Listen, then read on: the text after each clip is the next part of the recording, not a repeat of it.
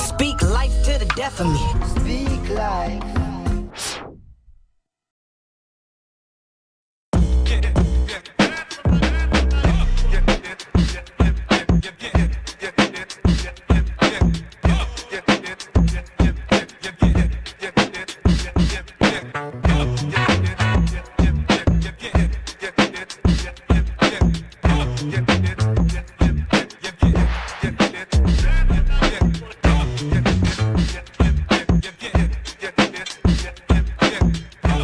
Yo, what's up? Welcome to another episode of Speak Life right here on Gorilla Cross, streaming live from the Gorilla Cross studio in downtown Las Vegas. I'm your host, Quan59, and we have a dope, exciting show for you tonight. A one-of-a-kind type show, Joe Seif. But I'm going to jump into my co-host right now.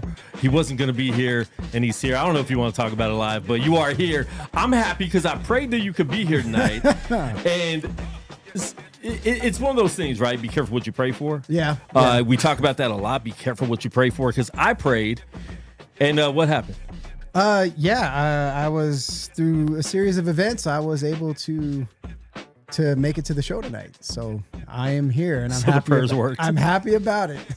You were a little mad at my prayer. I'm undercover mad. Yeah.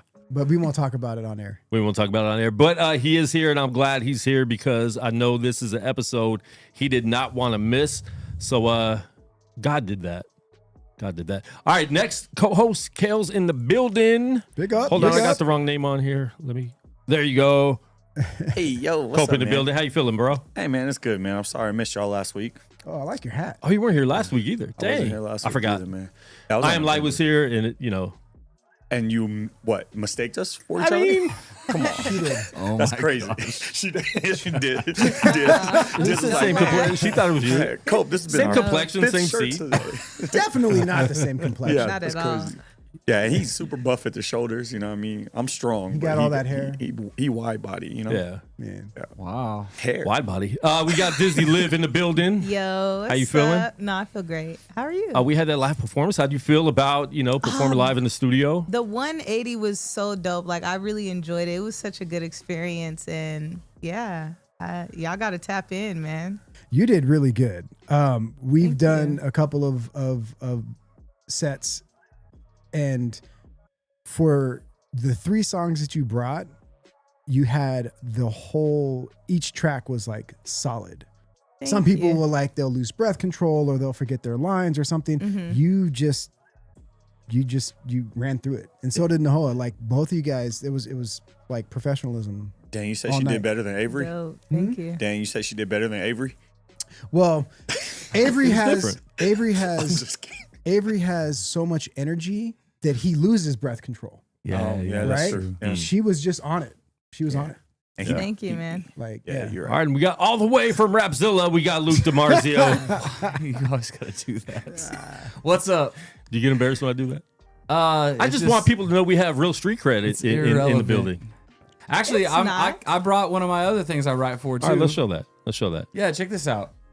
Midnight Donuts. I think Darius is actually in the chat. He's the guy that invented this. This is a zine. It's kind of a do-it-yourself magazine. CHH news, reviews, giving you all the stuff that you need to know about CHH right now. So I brought it here to show these guys. But yeah, Midnight Donuts is dope. Follow them on Instagram. I'm not sure what the Instagram is, but Darius could talk about it. And you in the can chat. order those. They're like mini magazines or mini books.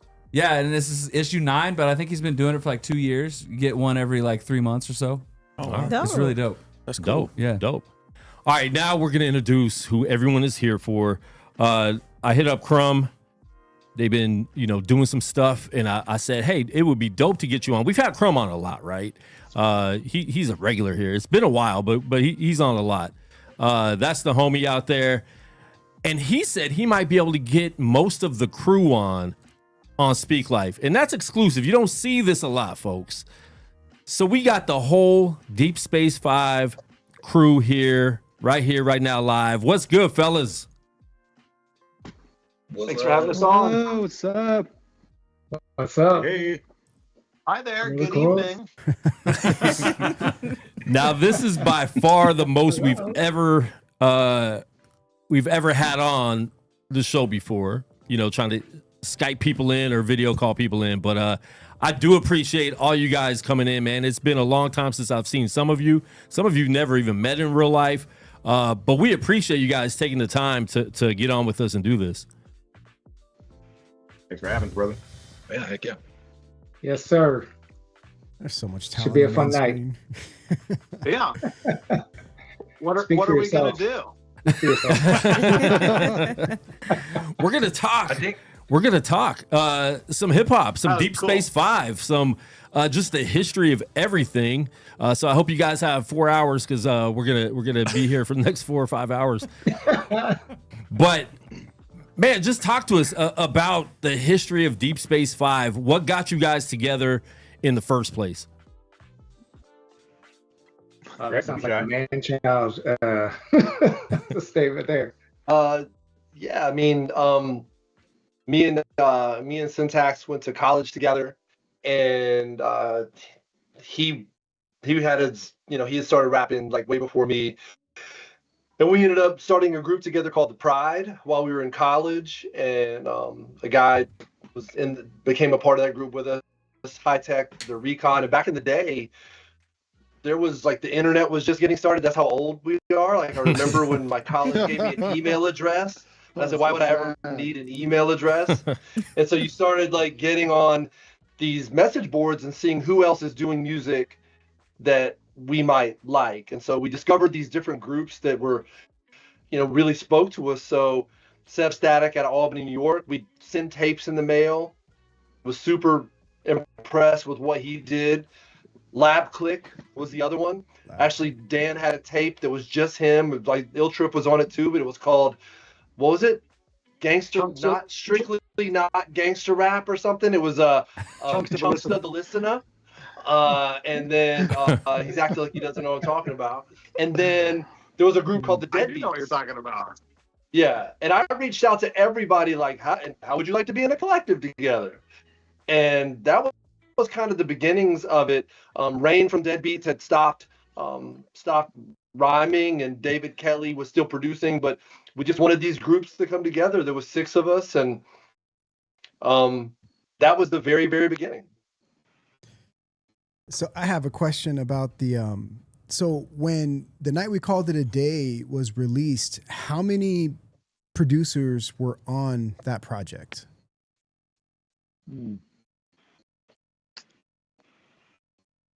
A lot, right? Two and a half. Yeah. 2.5. 2.5. At least 5. 2.5.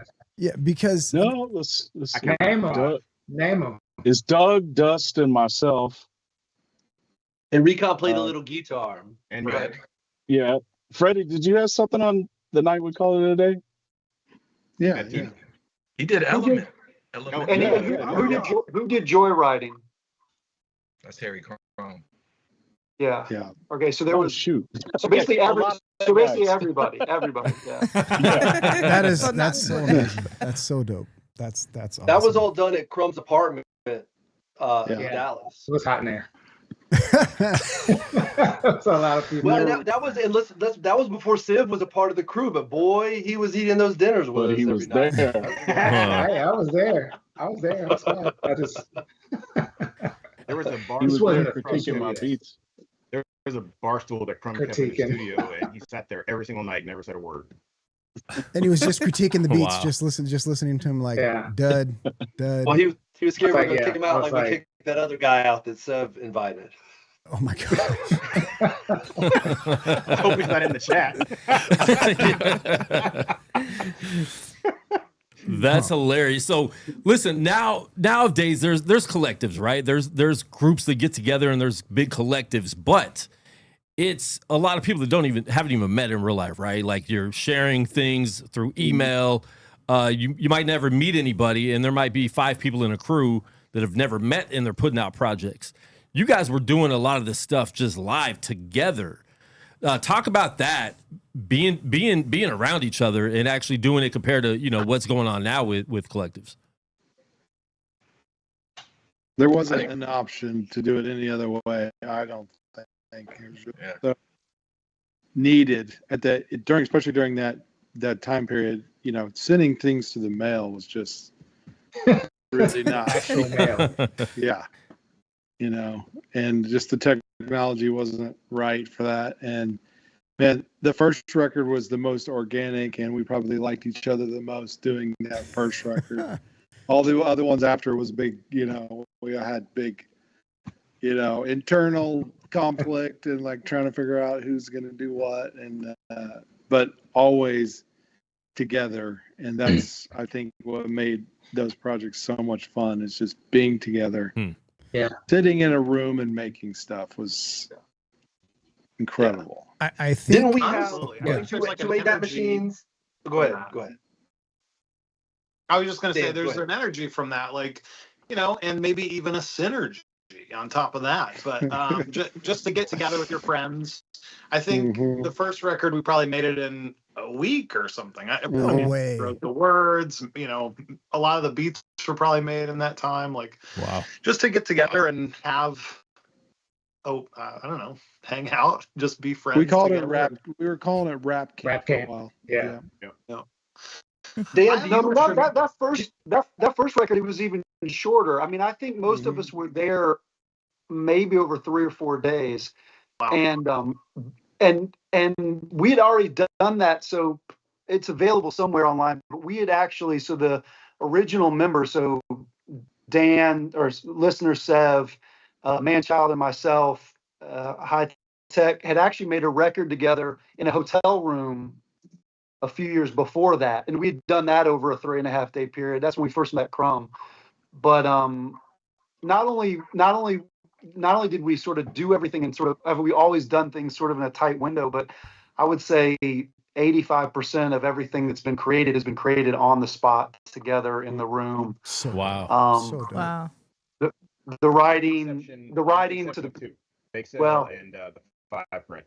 yeah, but the funny part about that is we did those remotely. We weren't in a room, and we still did them in 3 days. So I mean, even our mixtapes have been done in a matter of days. So days. That's It's amazing. like a Harvey Fair show. We give ourselves this arbitrary deadline that doesn't matter, but we hold ourselves to it. Dan, I hope you don't mind me sharing this, but like when we met Dan, I do mind. I do mind it real quick. well, what I mean is, but when we met Dan, like he was creating this material with Lab Click that you would think that he was listening to all this like crazy Street music. underground Yep. New York City hip hop. Lab Click Dan was had a crazy. Guru tape and then he had a Outkast tape, and that was kind of it. And then And Ghetto Boys. he didn't know how to count bars. Oh gosh. And so we Joel. would We it had would be someone in the Dan's crew like that, section. we would ask him how much he had written, and he'd be like, "I've written 3/4 of a page." And so he would rap it. Even the famous like punctuation verse, like he would just try to like, oh, I need to go a little faster. Oh, I need to go a little slower. And it wasn't until the next record that he had learned how to count measures. And it's like, but that's how raw it was. But that's how talented he was and is at writing. That didn't matter. Like the rules. That's why he's always acted like the rules don't apply, because he didn't even know the rules when he started doing it. That's crazy. dope. The rules are silly. But he still had this weird, but at that time, he still had this kind of weird conventional pocket presence. Like all his lab click stuff still felt like basically in the pocket, but he didn't even know that was something he was. Yeah, that's why you were calling him like a liar when he first told us he didn't know it. I'm like, no, watch this, dude. Like, look at how it's written down. There's no way. You write till you're finished. Well, Bunch of commas. He would literally write backwards. So like half those verses, he would write the end words and then like Mad Lib backwards through the line. Like he wasn't even. It was just he built it off of the end rhyme. Right. Wow. If there was a white MF Doom, it would be Dan. I heard he invented letters and a whole alphabet to write his songs. So I have a question about.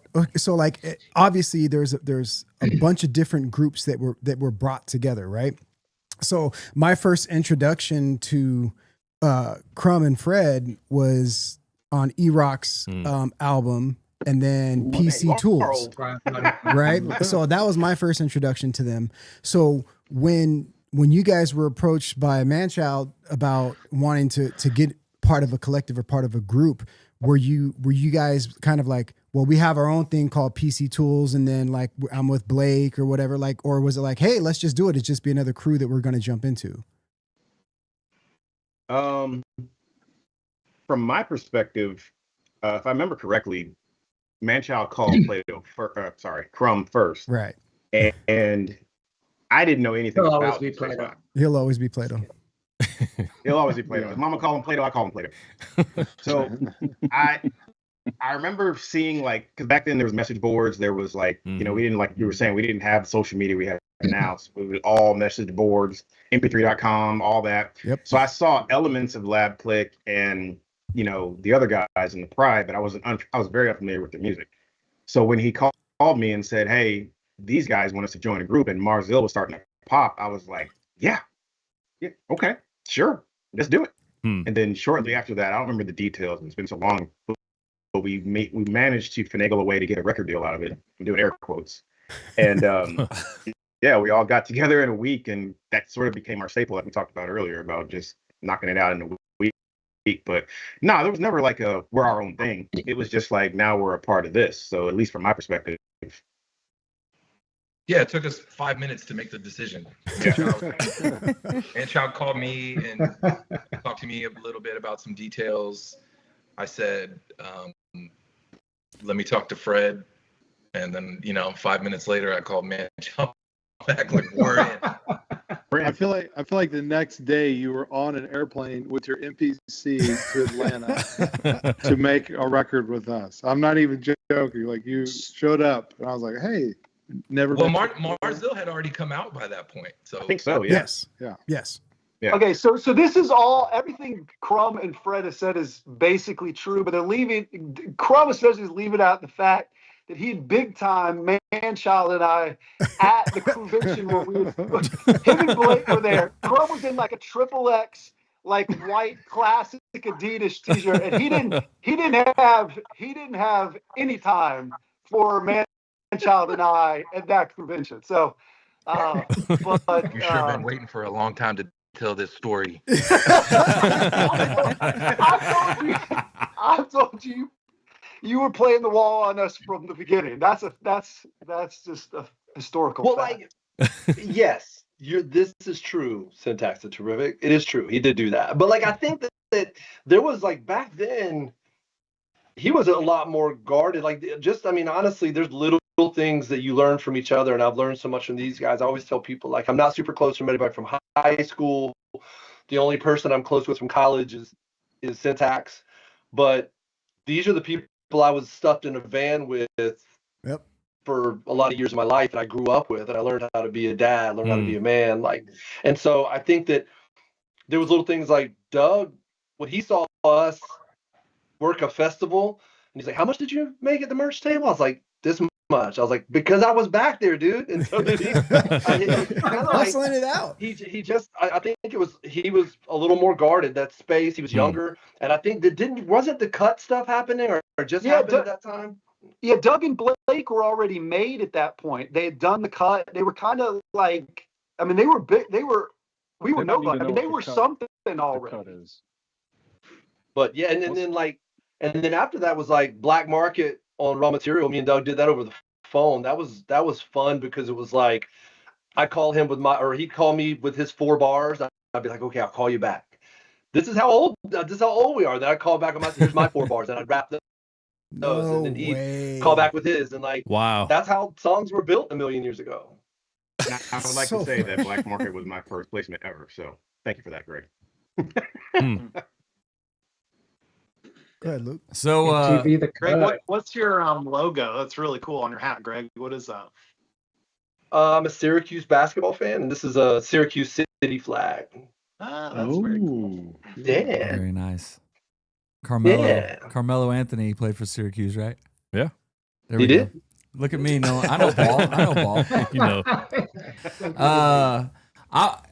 It's really dope getting to talk to you guys and hear these stories. It's really cool. Thinking back, I was in a band back in the day, 20 years ago, touring with them and doing all of that stuff. But eventually you guys part ways, and you're doing other stuff. You're doing your own solo stuff. You got your own families. You're kind of paving your own path. Can you talk about what that's been like and how it's been staying in touch and things like that? I think maybe the last time we heard from you was 555. Was that the last project you guys did? Yep. Yeah. I mean, you guys can jump in. I don't think it was ever, it's an interesting way of people thinking about like we kind of went our separate ways. Yeah. This was always just like a family to us. And when we could make music together, we did.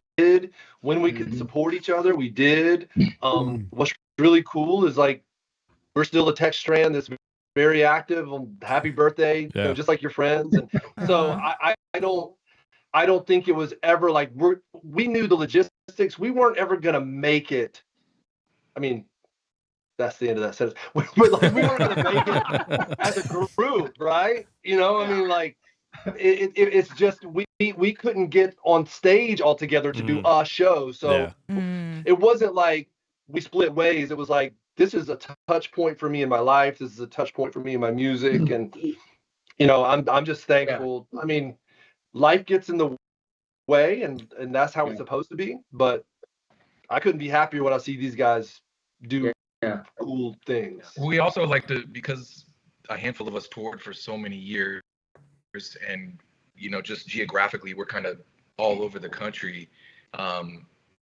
Dude, we sleeping on each other's couches on tour, and then as maybe touring like eventually turned into dudes having jobs, still traveling for their jobs and still crashing on my couch when they come through. And Rabbi just kicked it with this summer. He was on a little 45 record tour that he was doing. So we still, we see each other all the time as much as we can.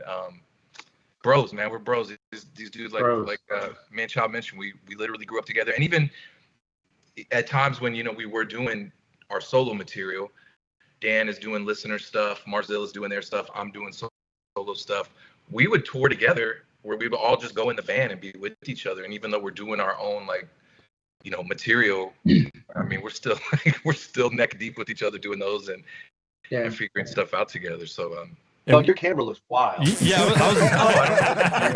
I was gonna say. He has the same internet he had when you guys started the group. It's on that AOL. AOL.com. You got to get another free CD, 30-day trial.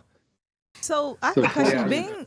Being that it's so much easier nowadays to make music together, and you guys can just send a open, like what's up with a project or a new single EP? Like what's stopping that? That's a great question. That's an excellent question. I haven't People- answered this. I was gonna bring this up earlier because we kind of talked about it.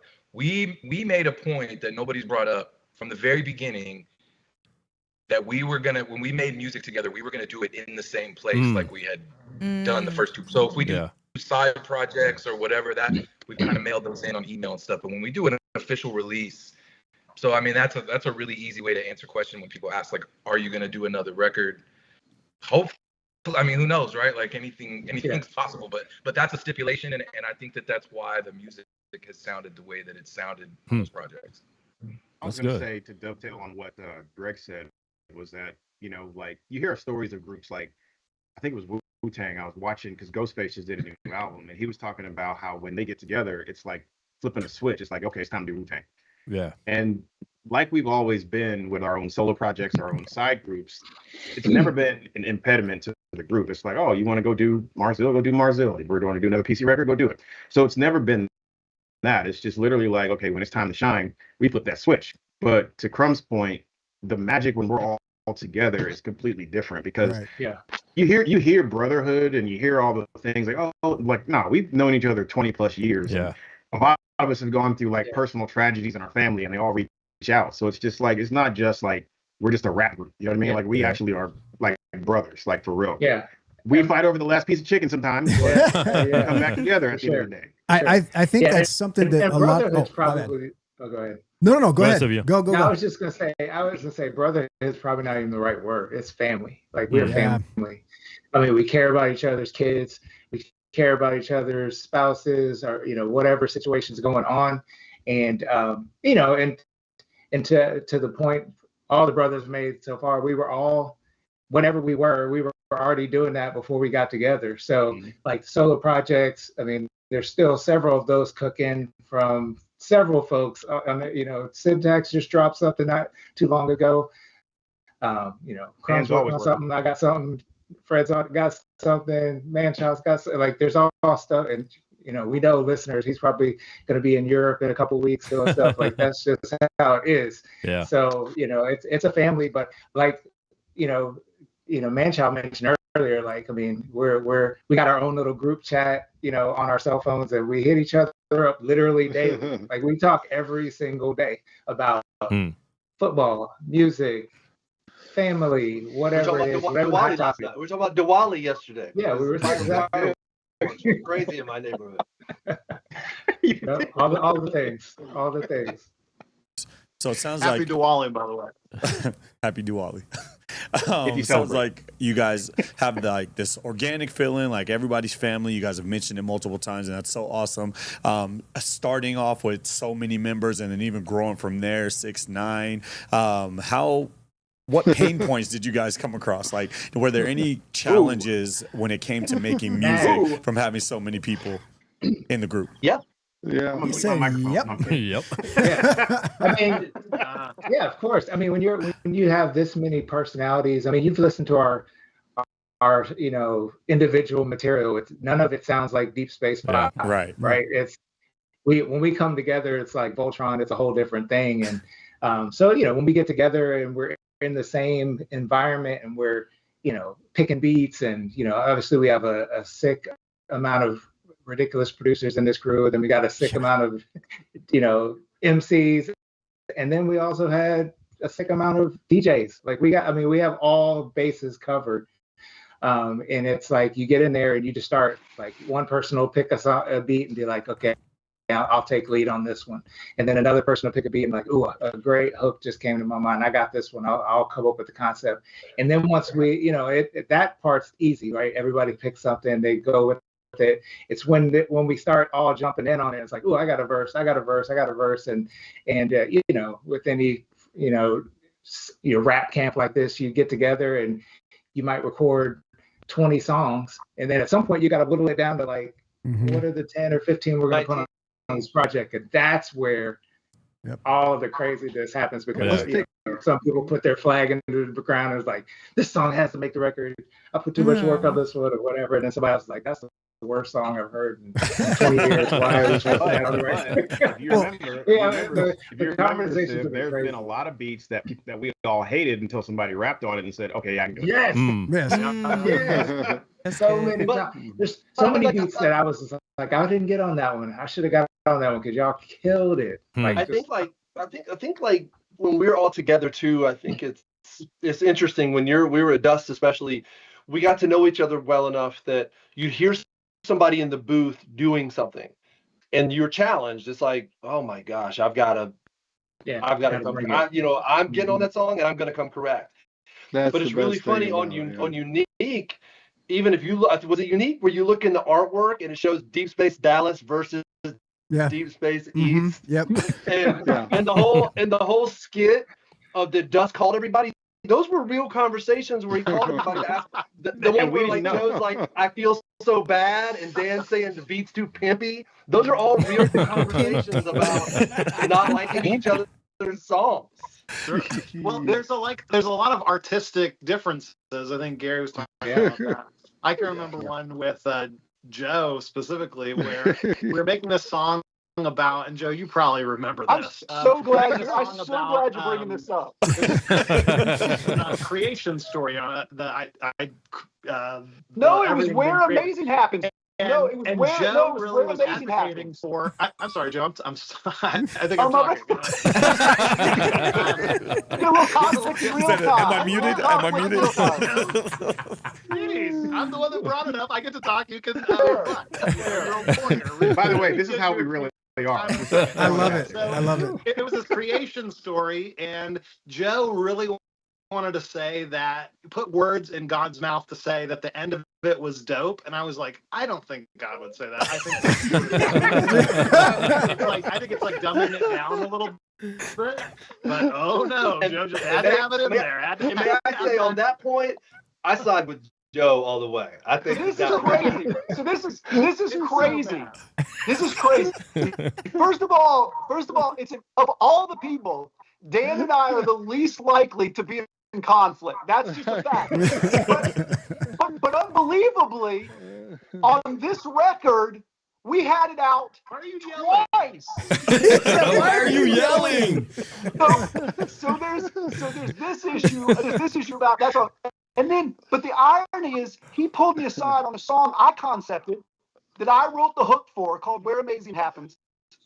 He pulled me aside. We were on our knees on a bed together, and he was telling me, Dan of all people, listener of all people, was telling me that my verse wasn't sacred enough. My verse wasn't sacred enough. Oh man! And I said, look, Dan. I said, look, listener, the Lord's leading you to write a verse. Dan, he's convicting you in the way he's convicting me in the way that I've been convicted. So it's ironic. As I sees them. It's ironic that he's telling me I'm too hip hop on one song and not hip hop enough on another. That doesn't sound like me. I would say let's not be hip hop. Let's not be too hip hop. Well, that's what stunned me. That's what stunned me. That's what was shocking.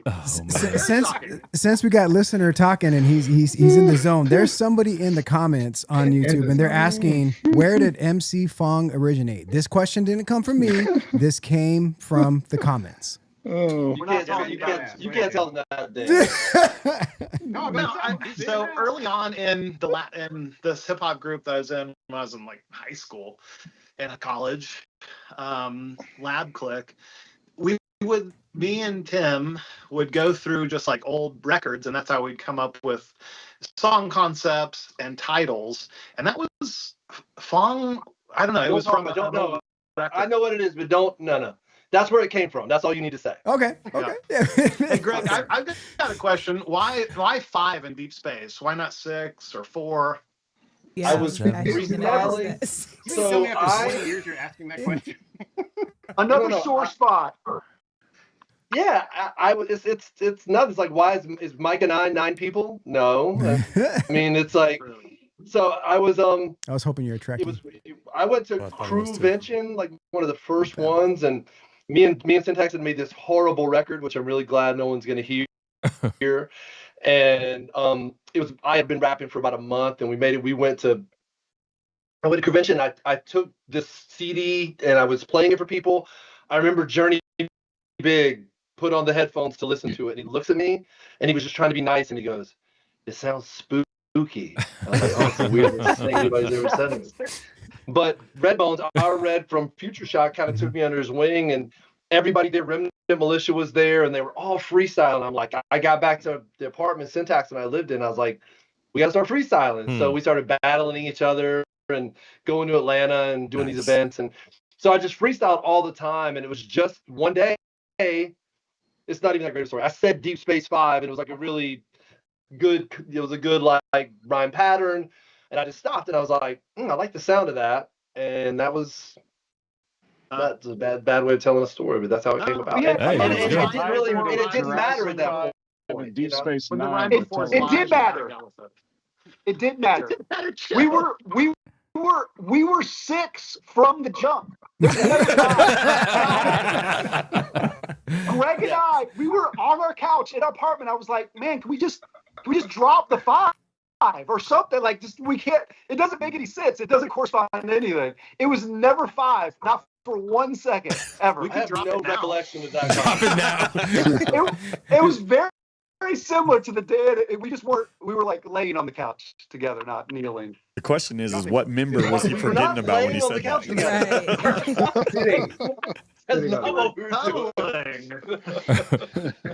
While we're talking about Deep Space 5 as a name, can you think of the most clever way that someone used Deep Space 5 in a rhyme? Ooh. Vivian uses Deep Space every chance he gets, so I'll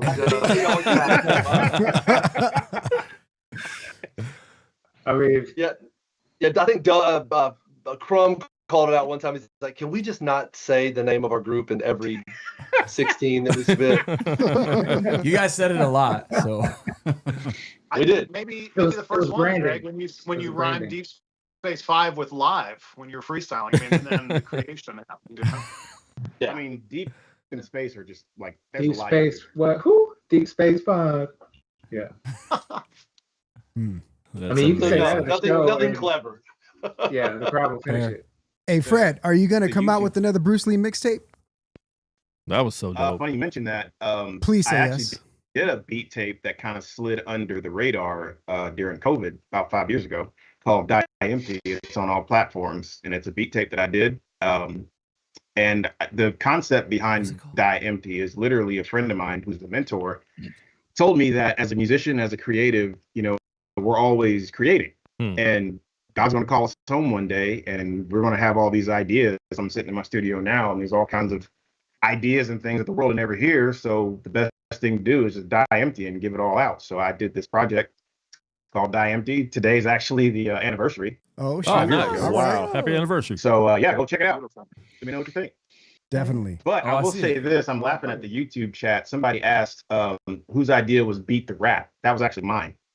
Because if I remember correctly, something happened at Dust's house that year, and I don't remember what it was. And so I said, what if we just wrote a song where a fire broke out and we all took different points at blaming each other? And I don't remember what it was. Nate, if you remember, remind me, but there's something that we broke at your house. Oh, and it was the I don't remember what it was. A lot of things. It could be in Several reference things. to the previous album that we made. Dan was doing a hookah pipe in my. That's what it was. That's what it was. And he burned The a rug. big hole in my rug. And that's what it after was. I was like, really. It wasn't a bit. I mean, I did. I was hosting a hookah experience, and it was a small. It was the hookah incident. Yeah, that's what it was. But the best part anything about that gives our lawyer rapper a chance to rhyme for 100 bars, we like to do that. Oh, that was his moment to shine. Right. That was definitely his moment to shine. Drop the ball. The best part about great. that story That's is a great that song. after the hole was burned in the rug, the solution was we just flipped the rug upside down. Didn't tell Dust until everybody had already gone home. Dang. That's great. I helped with the rug, by the way. I'm sorry.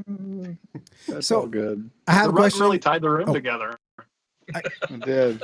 I got a question for you guys. So now that you're older, because obviously when you guys were writing, like when you were solo albums, like, you know, Marzil, Raw Material, PC Tools, all of these older like projects. Now that you're older, how We get it. We're old. We get it. When you look back at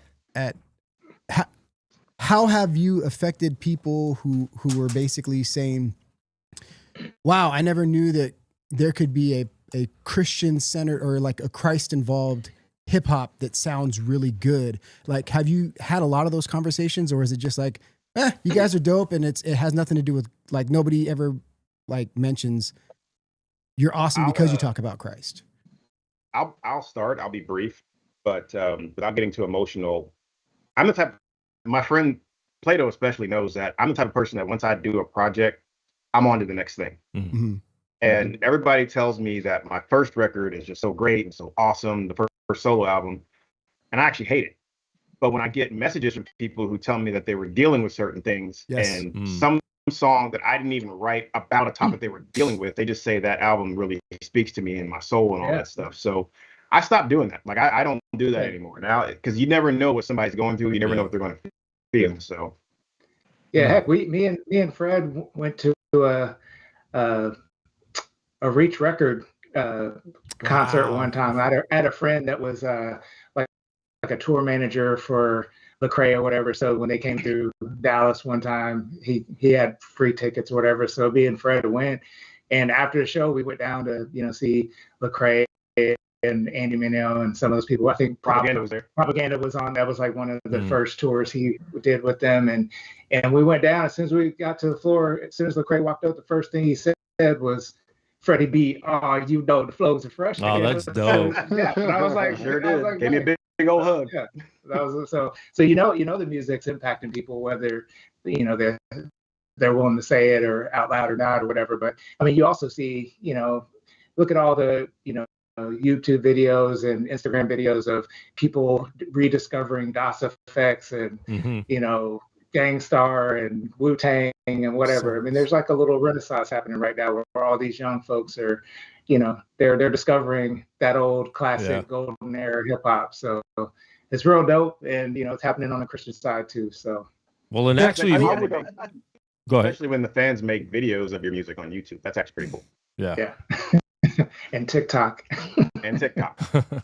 Well, I think, you know, it's interesting because I think when you ask, do people bring it up when they talk to us about our music? I'd say incessantly, yes, people do bring it up. It's something that comes up first and foremost a lot of times, and you kind of want to make sure that you're held to the standard of all the music you grew up on and love. It's not that you don't want to be regarded as like a person of faith or Christian, but you want to be held to the same standard that the top people that are doing it are held to. You don't want to be held to a lower standard. And I think that's what brought a lot of us together, because we all felt that way. Like when I met Dust, he was like just making beats in a pocket in Cincinnati growing up. He had no idea that like Christian rap existed. And then he kind of met some different people. And so when he and I finally met, and this thing, whatever Mars, you know, whatever that is, that magic that I believe happened, it was just two people from different worlds, but at the same time, the same. And that's how I feel about all these guys. But when you start talking about, to Fred's point, I will hear like an old song of mine, and sometimes, and this is gonna sound weird because I still believe all these things, but I hear the hunger in my voice, and I hear the faithfulness in my voice, and I hear the wonder in my voice, and sort of the idealistic way that I'm talking about things. And I think, man, like that guy was 26 years old. He didn't know blank. He hadn't undergone any hardship. But at the same time, like, I'm thankful for that. Like when someone brings Love's Not to me, I talk about some things in that song that now I talk about divorce. I'm a divorced and remarried person. So like I have to have some humility and say, there's power in that song and there's power in that. Wow. But you also have to have the grace to go, okay, well, how do I then apply that to my life now? And how do I explain like, okay, well, maybe that was a more shallow view of the world, an idealistic look at faith, and broken people are great people too. And I think that music is a beautiful thing because it can touch people that you have no idea, and stories that we've all heard about someone's life being touched. I mean, like it's there's lives affected that we just never know, that we will probably never know whose lives are affected. And then you have guys like, I mean, Leon Bridges grew up listening to our music, which is weird. That's wild. And crazy. Wow. That's wild. It makes no sense to me, you know? And DMs me at random times just to say what's up. Yeah. He still shouts us out.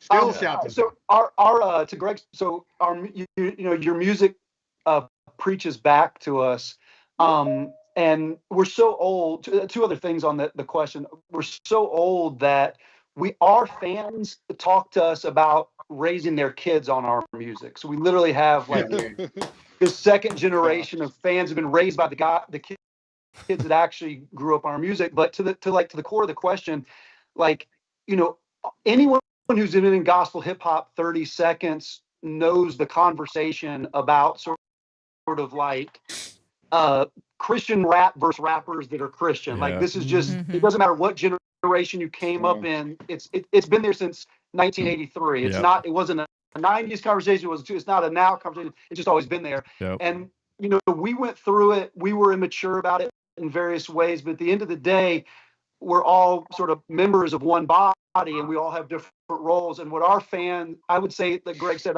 to a person, I don't think we hear feedback that isn't something like, I was looking for a balance of hip hop and faith in this way, and I couldn't find it anywhere until I found y'all. That's like what we hear. So that's not for everybody, and that's not like how everybody interfaces with music and the gospel, but that's the way our fans did, and that's what I would say almost to a person. That's what we've heard from day one until now. I literally got a message like that today on my Instagram this morning. Yeah. Wow. A good friend. And I mean, we could say the same thing. You guys influenced, even what we do with the radio, because, we started out as rapping and making music, right? And it evolved into everything we're doing right now with media, with radio, with podcasting, with websites, with all that stuff. You guys were influenced to us for sure. So, I mean, and we've seen some of you perform. Crumb, we've had you out here. We actually played that last week. We showed a highlight of you up there freestyling. Dan, we saw you multiple times out here in Vegas doing the living room concerts, which were just dope and intimate, like, just fun stuff, Was there a washing machine at any of those concerts? There was definitely. There was definitely a washing machine. It was when you were driving around in that old white Mercedes. If you guys don't mind sharing, where are you guys all located at now? Deep space. Deep space. Dallas, Atlanta, New York. So me, Fred, Washington, and Crumb are in Dallas. Hey. Crumb's in the ag. I'm in Kansas City. Arlington. Okay, I was trying to figure out what the A meant, Crumb. So yeah, Arlington, Texas. I don't think anybody does that. Is that a thing? It is. No, I'm just kidding. It sticks further than I am. I'm leaving. I grew up. Rabbi and I are in Athens now, so we're like the Athens, two. Georgia. Yeah. Oh, Greece. Yeah. Greece for sure. That's what I was thinking. I mean, I live in Corinth, Texas. So I'm a Corinthian up in here. I grew up in the DMV, but I've been in South Carolina for most of my adult life. Okay. DMV. I live in a little town. Joe made that horrible record together. Kansas City, Missouri. Nice. Nice. Yeah. Dope. And Dizzy's sitting here as a young, how old are you? You're 23? 23. Yeah.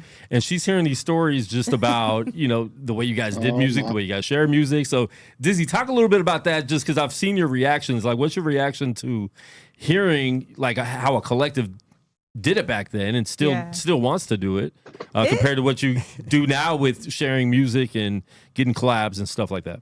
Yeah, it's definitely dope. I was just thinking about how like you guys had to be in one room. There wasn't no like, oh, just bro, send send me me the the stems. open. Yeah, just send me the stems. Like y'all didn't have that, so it's just dope to hear that you guys are my just all gosh. together, just creating music, and it was just all very organic. And even now, you know, asking like, well, when's new music? And you're like, well, we just, you know, we want to be together when we do that, which I think is so real and raw and just sticking to it. And I wanted to say something. I think they said Dan he was the one that didn't know how to count bars. Yeah. And that just made me think. That just made me think like how music is such a universal language, because when I was younger writing music, I didn't know how to count bars, but then I got into music when I was older. But I was spacing it out that way too, just because it just felt right. But I don't know, man. It's just Yeah, I dope like to that. me.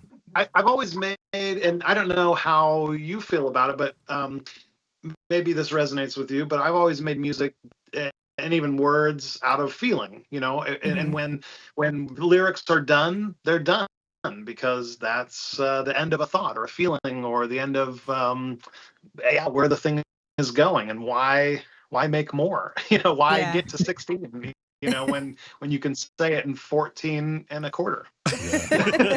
However much that Dan, is. I mean, that's why 16 is very contrived, Dan. but people love you for all those reasons. I mean, like somebody the other day said they saw you at a show, and I'd forgotten you did this, but you did a whole tour where you were a traveling knife salesman and you were showing knives while you were doing like your, but beyond that, like when Syntax and I were in college and we decided we wanted to we made our first vinyl. Matter of fact, our first vinyl was a split vinyl. The Pride was on the front, Sev Static was on the back. We split the cost of the vinyl and all that. It was just like I serviced it to record pools, so the college radio would play it. It was just, I think the hustle that we had, I think we could have existed in this newer world if we had been younger people, just because we had that hustle. We had that about us. But we had to go find a studio. It was $50 an hour to go record, and that was then. That was a long time ago. So, you know, if what I'll say is that it made us really think about what we were doing before we walked into the studio to do it. And I think that it thinned out a lot of people that maybe weren't as great. So technology has created a lot of great artists, but has also created a lot of stuff that maybe should never have made it to the public. Yes. Speak on that. 100,000%. Yeah. Yeah. That's why we do music reviews on our show, so we can kill rappers' dreams and make sure they just stop. I love that. Tell them It's like an important job. Crumb was I love on that doing for reviews them. with us once. I don't know if you remember that, Crumb. My daughter, she was like 15 at the time, and she was telling people they sound like SoundCloud rappers. Dang. So she was killing dreams at the age of 15. So nice. we do have a lot of comments, and I want to get to some of the comments. Let's see. I'll start with one. Go Somebody, the most recent one, and I didn't want to say anything because I didn't want to like single anybody out. But they want to know. They said, "Man, child, what's the update on Redbird Day?" And I want to know. And I want to know too. That's got to come from Crumb. Did Crumb put that in the, I want to know in the too. chat? Scott Thrill. Scott Thrill did that.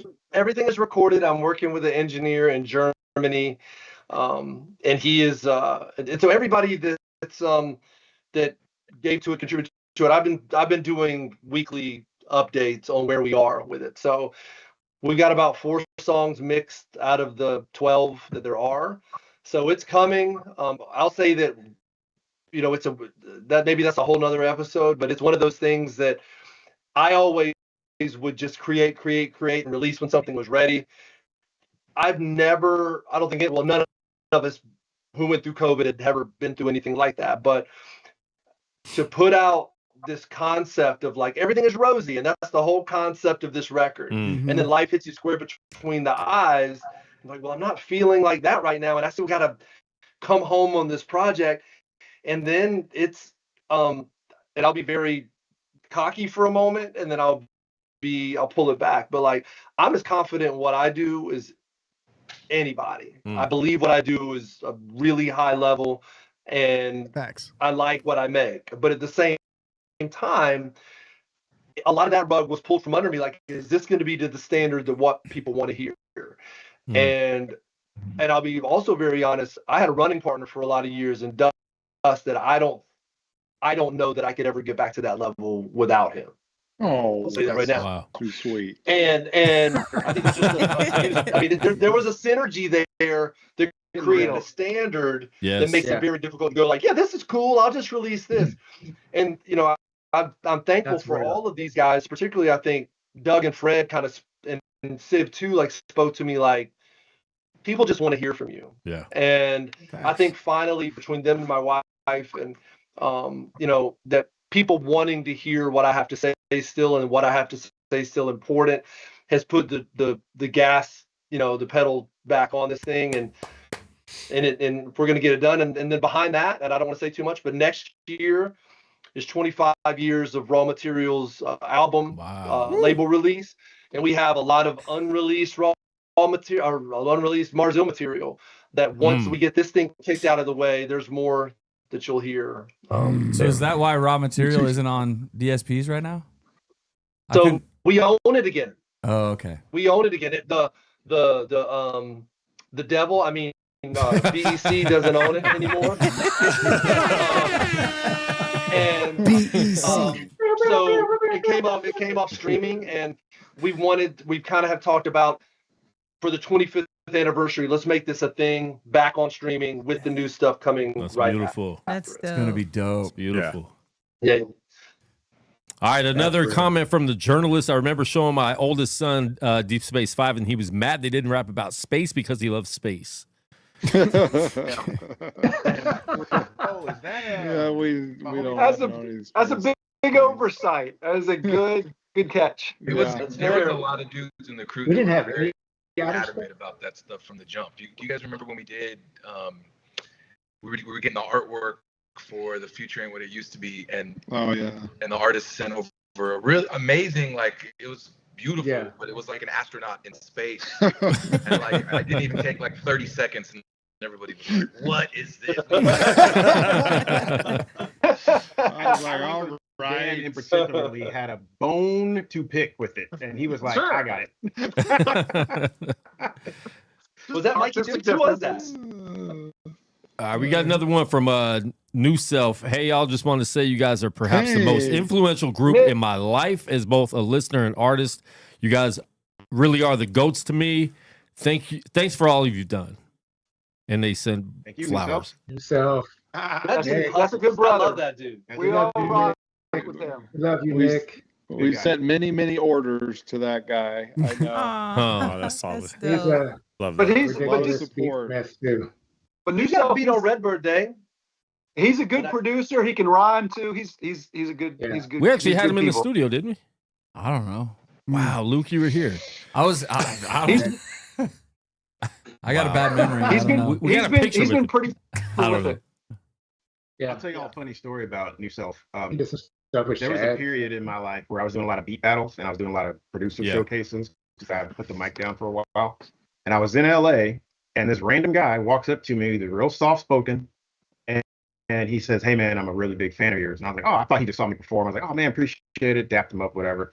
He goes, "Yeah, the night we called it today was amazing." And I looked at him and I was like, "You know who I am?" Because it's rare that you see like a DS5 fan in public. Like, I was just so he was just see him on like the he is internet. now. They're all incels. Giving us props, man. Like I was like, man, appreciate it, bro. Like I really appreciate it. I love that stuff. Like you guys. I know Doug remembers. Maybe Dust remembers too. We were doing a Marzil show at a 21 and up venue, and Cortland Urbano shows up, and he's 16 years old, and his mom asked me if I can get him in, and we got him into the show. That's funny. Crazy.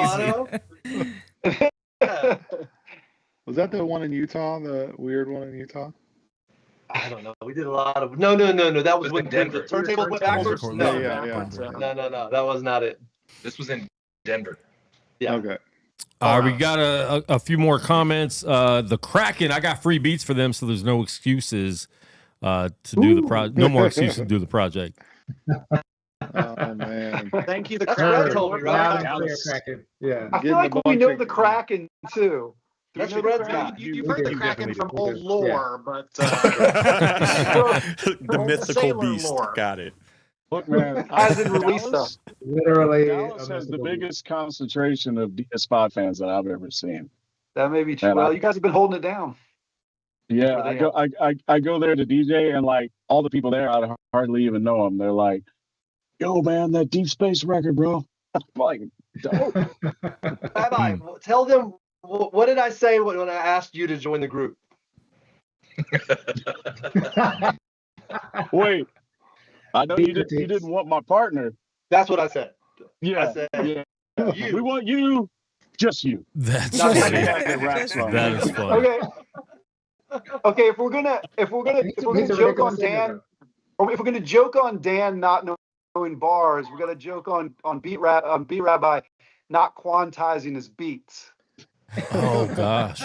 So we're making the now first everybody record. Sivion's not even the crew yet. And he walks in and he's like, you gotta quantize that jump.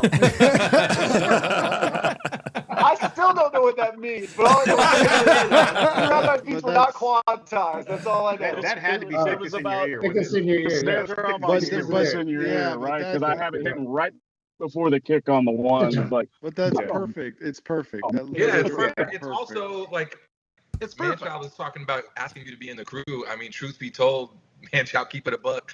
You wanted him to be in the crew mainly because you wanted that beat. Crump's crazy, dude. I know that's what it was. I made that beat for stick this in your ear, and I sent it to Manchild, and then it was just a call like a couple of weeks later. Hey man, I still love that beat. There's something about the weird little rawness of that hook. Like that's that song I remember us making. I really remember. I remember that, and I remember doing the Fong sign language thing. You know, speaking of Casey, I don't remember which project it was, but you went to China and you scored all this vinyl, and we were just about to start our next project, and you came out the bag, bro. Like I remember Plato specifically calling me, being like, "Dog, if you work," to give y'all context, we didn't put our names on any of the beats. We just dumped them in a folder, but we just knew this was hit. So because nobody was making. But you all labeled them a certain way, and we all knew. Yeah. No, if it was an all caps, we had to try to impersonate. But yo, it was Malaysia. Yeah, I was on a business trip. When the OG's beat came on, Plato called me and was like, "Bro, have you heard this one?" And I was like, "Let me hear it." And I was all of them, Geronimo, all of what? Yeah. From the outside video shoot where Sivion had the gout and we had to carry him around everywhere. That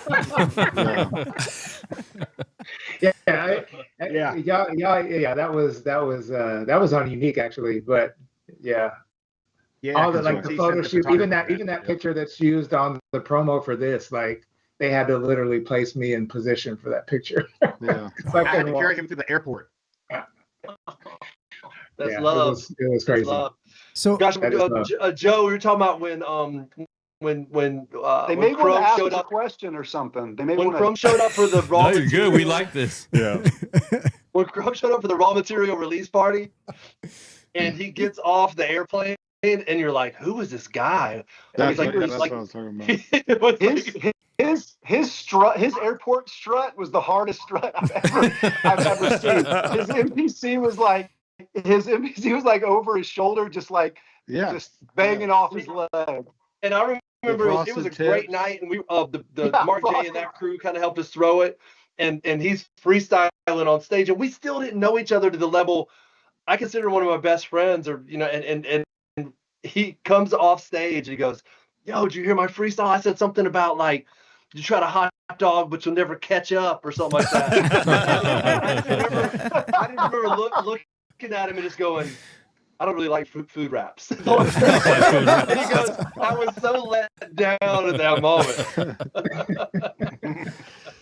Hey, so since we're talking about like production and whatnot, so I have a question for Dust, because on the original Marzell project, it showed, I'm not sure if it was your studio or your house or somebody else's house, where Wall of Records, you had the Vestex turntables, and then there's the SP12. So do you prefer, and this goes for everybody, MPC, SP12, or software when it comes to production? I mean, I know right now, Dust, you're doing more video production and stuff like that, but when it comes to music wise, best production piece. Well, I was really early adopter of like computer-based production. Like I used Ableton Live to produce like 2003 and 4. So I started really kind of going down that path. And but I started on ASR 10. That was my first machine. Ooh, and did ASR 10 for the first 4 or 5 years. And most of raw material was ASR 10. Oh. Briefly had an SP 1200 that was on loan from like our fancy producer friend in Nashville, and used it a little bit. Honestly, it was hard to kind of go back even from like the ASR 10 to the SP 1200. But once I found like computer-based production, it was like it just fit me. I loved being able to like use the whole sample and like really use computer. I'm not a musician. In fact, there's many times when Sivion would come to me and say, I think that's out of tune. Sound good to me. I didn't know, So anyway, I was, and it's funny talking about not really knowing bars and stuff. When I was wanting to make music, I knew nothing. Like I just wanted to be a part of. I wanted to make beats. So my whole experience of like learning how to make beats was in a vacuum by myself. Like I had no clue, measures or, in fact, to get things to loop, instead of making it go on beat, I just turned the BPMs up to like 300 so that It's really be closer together. Yeah. So I mean, stupid stuff like that. So, but eventually, It is just to get it to work. But now if I'm making a beat, it's going to be on my machine. It's going to be on my computer. But that's awesome. Yeah. Fred should answer that question. Yeah. Was raw material? That was you were doing computer-based stuff that early, right, bud? Pretty close, but the ASR10 was most of those beats were from the ASR10. And then like maybe if we were starting to, I was starting to use, it was before Ableton, it was called Unity. That's right. Yeah, it's very, very old.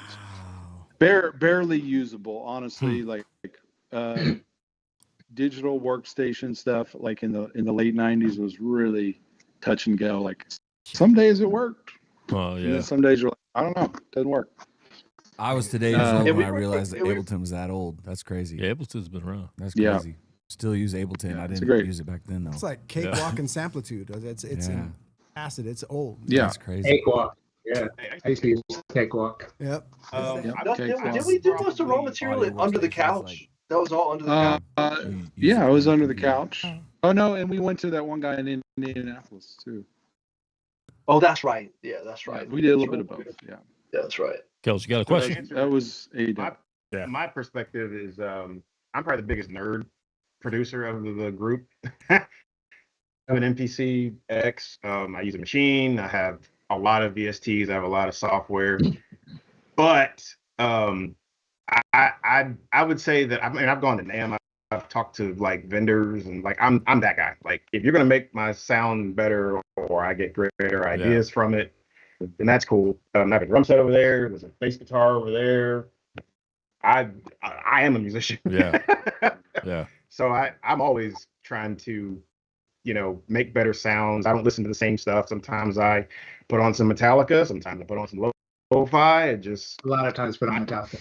A lot of times Metallica. Yeah. But I just feel like another mentor told me one long time ago to listen to everything and find the art in it, and that's just basically what I do, and I incorporate it in what I do. So that's good. I get it from NPC. I get it from vinyl. I get it from wherever.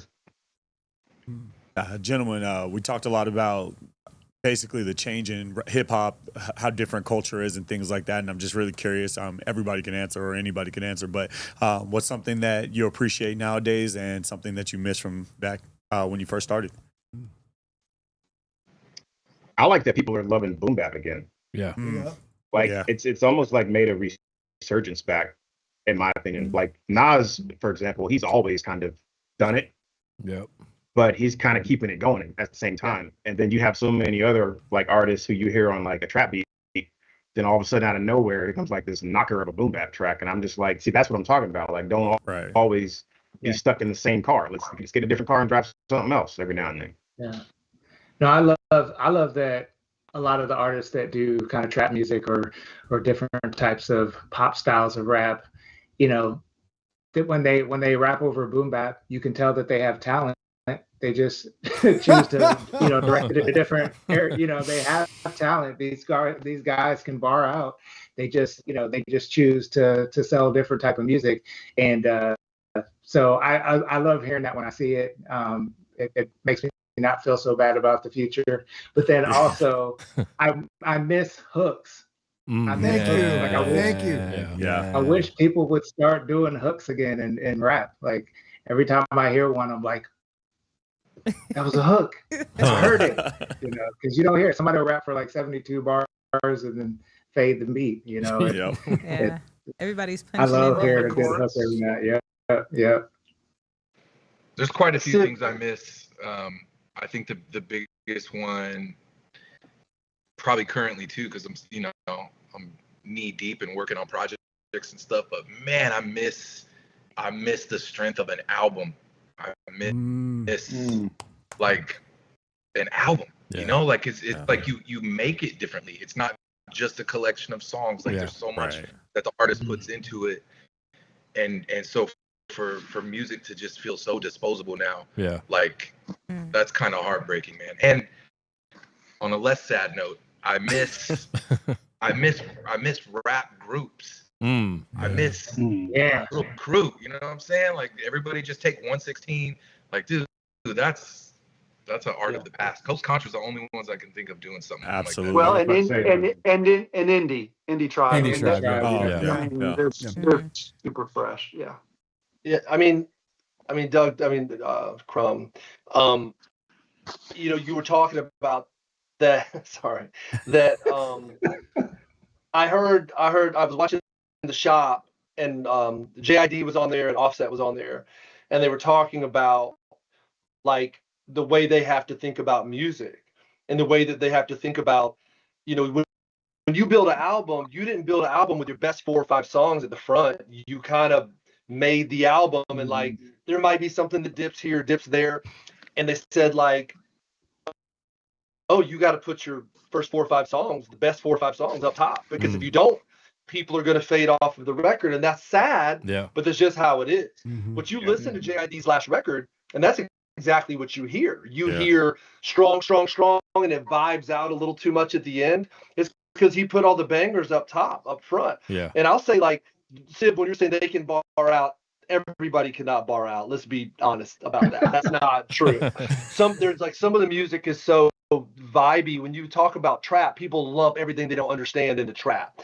But some of this, I really don't even understand, to be honest. And this is the old guy on the front porch, but how some of this stuff gets called rap. I mean, people were calling Post Malone's record a hip hop record, and he wasn't rapping.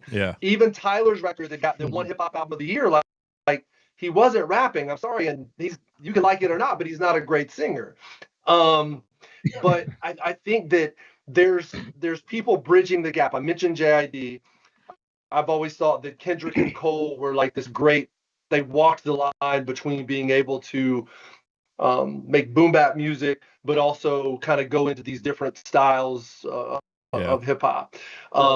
When you're strictly talking about trap where everything is auto-tuned, all the beats sound the same, and was it, gosh, I forget who it was, but they were asking a guy, a big artist in that world, I think it was Lil Uzi Vert, and he was saying like, it's not about bars, it's about a vibe. So everything I loved growing up with hip hop was the beat great, was the voice great, was the content great, you know, could the person rap?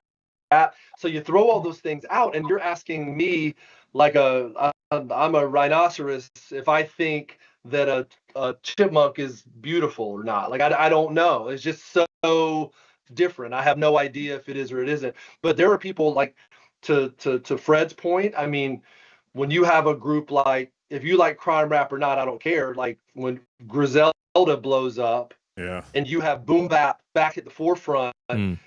And I can't really tell, like, if I'd heard their music and I liked it, but could I understand why it's blown up in the public eye? I have no idea why, but I'm glad that it has, because it's prepared ears back for boom bap again. And so it kind of gives guys like us like a perking up our ears, going like, oh, people might still like what we are good at, you know? And so that was good music is good music if it gets the push to get exposure, right? I mean, if you put several $1 million behind something and get it out there, you're gonna hear a whole bunch of people go, "Oh, that's really good music. Why don't we hear more of this?" So it's maybe financial. There's a lot of it is financial, and maybe drug money. I don't know, but I mean, you put the machine behind anything, it's going to be popular, right? So if you put the machine behind boom bap, that's what the vibe's going to be. But if you want to put it between ignorance, I think that this generation has made it. Has changed the game there. I was going to land that plane. Yes, this quick flash in the pan generation of let me just do this and put it out, and like Sivion said, have no hook, just vibe. This is the old man drinking lemonade from the porch, but I just feel like, where's the soul at, right? Like, some of this stuff is just mumbling and it's auto-tuned and you're not saying a doggone thing. I've written songs that ain't saying nothing. Me and Plato are good at it. It's just that at some point, can you do a song with a topic? Can you do anything other than that? Can you do anything that has substance to it? And in most cases, that's what their base wants. That's not what their fan base wants. This is turning into the DEEPSPACE 5 message board. Yeah, this is great. I thought we'd grown out of this conversation a little bit. I'm actually a little disappointed. I think we have always felt like this. And if you're asking for our honest reactions, this is it. But I think we've also in time realized that, like, it's not our job to gatekeep how hip hop communicates the things it gets to communicate. Facts. And it was important. Like, it was important and resonant the way hip hop communicated the experience of certain communities and certain cultures, and those same communities and cultures are speaking through a modern version of that, and we don't get to say, we get to sort of say our preference, but we don't get to say sort of what is authentic to carrying, like, the next evolutionary step in carrying that community and experience. And I think all of us, I mean, we're being honest, but I think all of us have matured and understood that. And the other thing too is that we haven't touched on is, like, there's a ebb and flow. There's a cycle to these things. And in art, things get rediscovered, rebooted, and you got the Lorizis of the world, the Norman Sands of the world, and those kind of people that, like, are rebooting conventional styles in a modern way, and it connects with us, and we feel like rejuvenated, but it's sort of in the language of younger people, kind of as it should be. Dope. What do you say? That's good. Just like your opinion, man. Just my opinion. Well, Dan, what do you think about current hip hop numbers? Oh yeah, I haven't listened to rap or hip hop in 20 years. I wouldn't. He said, "Who's this little Uzi the guy?" needle has been moved or not moved. I think art is subjective, and I think the people that are currently making art get to make it weird or different or the same, or grab things that they're inspired by, and they get to have the conversation more so than people that aren't, I think. So I mean, and some of what Joe said, it is what's happening. Yeah, I think some of us feel so strongly about the conversation, though, because it feels like a de-evolution sometimes. Everybody on this call loves hip hop. We all like the artistry behind it, and it's almost like there's so many facets that were perfected over these years from the 80s and up. And you hear, like, music nowadays, and it feels like a step down. It feels like they're missing some of those elements. So yeah, you want to be like, hey, kudos to these guys, do your thing, but at the same time you're like, don't forget about the art behind it. And I think that's why so many artists feel so strongly about it. But I also think that now at one point you had gatekeepers of the culture, and they would often get in fights with the record labels, over this kind of thing. But then the music just exploded way beyond what any gatekeeper could do. And so now it's its own thing. And I was going to say this a minute ago. One of the things I miss is in the 80s and 90s, really dating myself here. Preach. If you were a rap fan, every rap fan had the same, more or less, set of music they could listen to. Yeah. And that's where you had true classics being born, because everybody who was a rap fan knew the same groups, had the same songs and the same albums to choose from. And, you know, not the fault of anybody. It's just the way things go and the way things advance. But since probably the 2000s, it's so fragmentary. I don't know you have any true bona fide hip hop classics much after the year 2000, because the audiences, the regions, the styles, I'm underground, I'm commercial, it all fragmented in so many different pieces. And now I don't know that you have hip hop classics anymore. I'm sure somebody would disagree with me, but like, it's in you have a classic maybe in this section of hip hop or this section of hip hop or this style of hip hop might have it. But in the 80s and 90s, there was one thing. There was one thing. And so when there was a classic, everybody who was a rap fan in the world knew what it was and agreed. It's real. There are artists that cut through the noise, you know, just like are a flash of light. And I think we can all agree that probably Doom was one of those that after, when he reinvented after 2000 and that stuff was coming out, like everybody paid attention, and they didn't necessarily know why. And it wasn't because it was this technically perfect music, but I think there are those moments, and I think there can always be those moments. And I was saying with Boom Bap coming back, more like I'm surprised because I thought it was gone. And I think I'm surprised to see the interest back in it, and it makes me happy. And that's not a diss to anyone making any other style of music. I think I think all music comes back though. I'm not surprised to see it coming back. I'm glad it is. But we also see the emergence of groups like the Clips doing stuff. Last year there was a lot of like classic hip hop tours going on. And they were selling out a lot more than these young new guys, right? Because they're on the internet. Their fan base isn't leaving TikTok. They're not going to see them at a venue. And these classic hip hop tours were selling out like crazy. And I think that helped, you know, bring it back a little bit. And see, you know, Raekwon. I mean, all these people are dropping really good music right now. Yeah. Does that inspire you guys and keep you guys motivated to keep making music, knowing that's happening? Oh, for sure, 100%.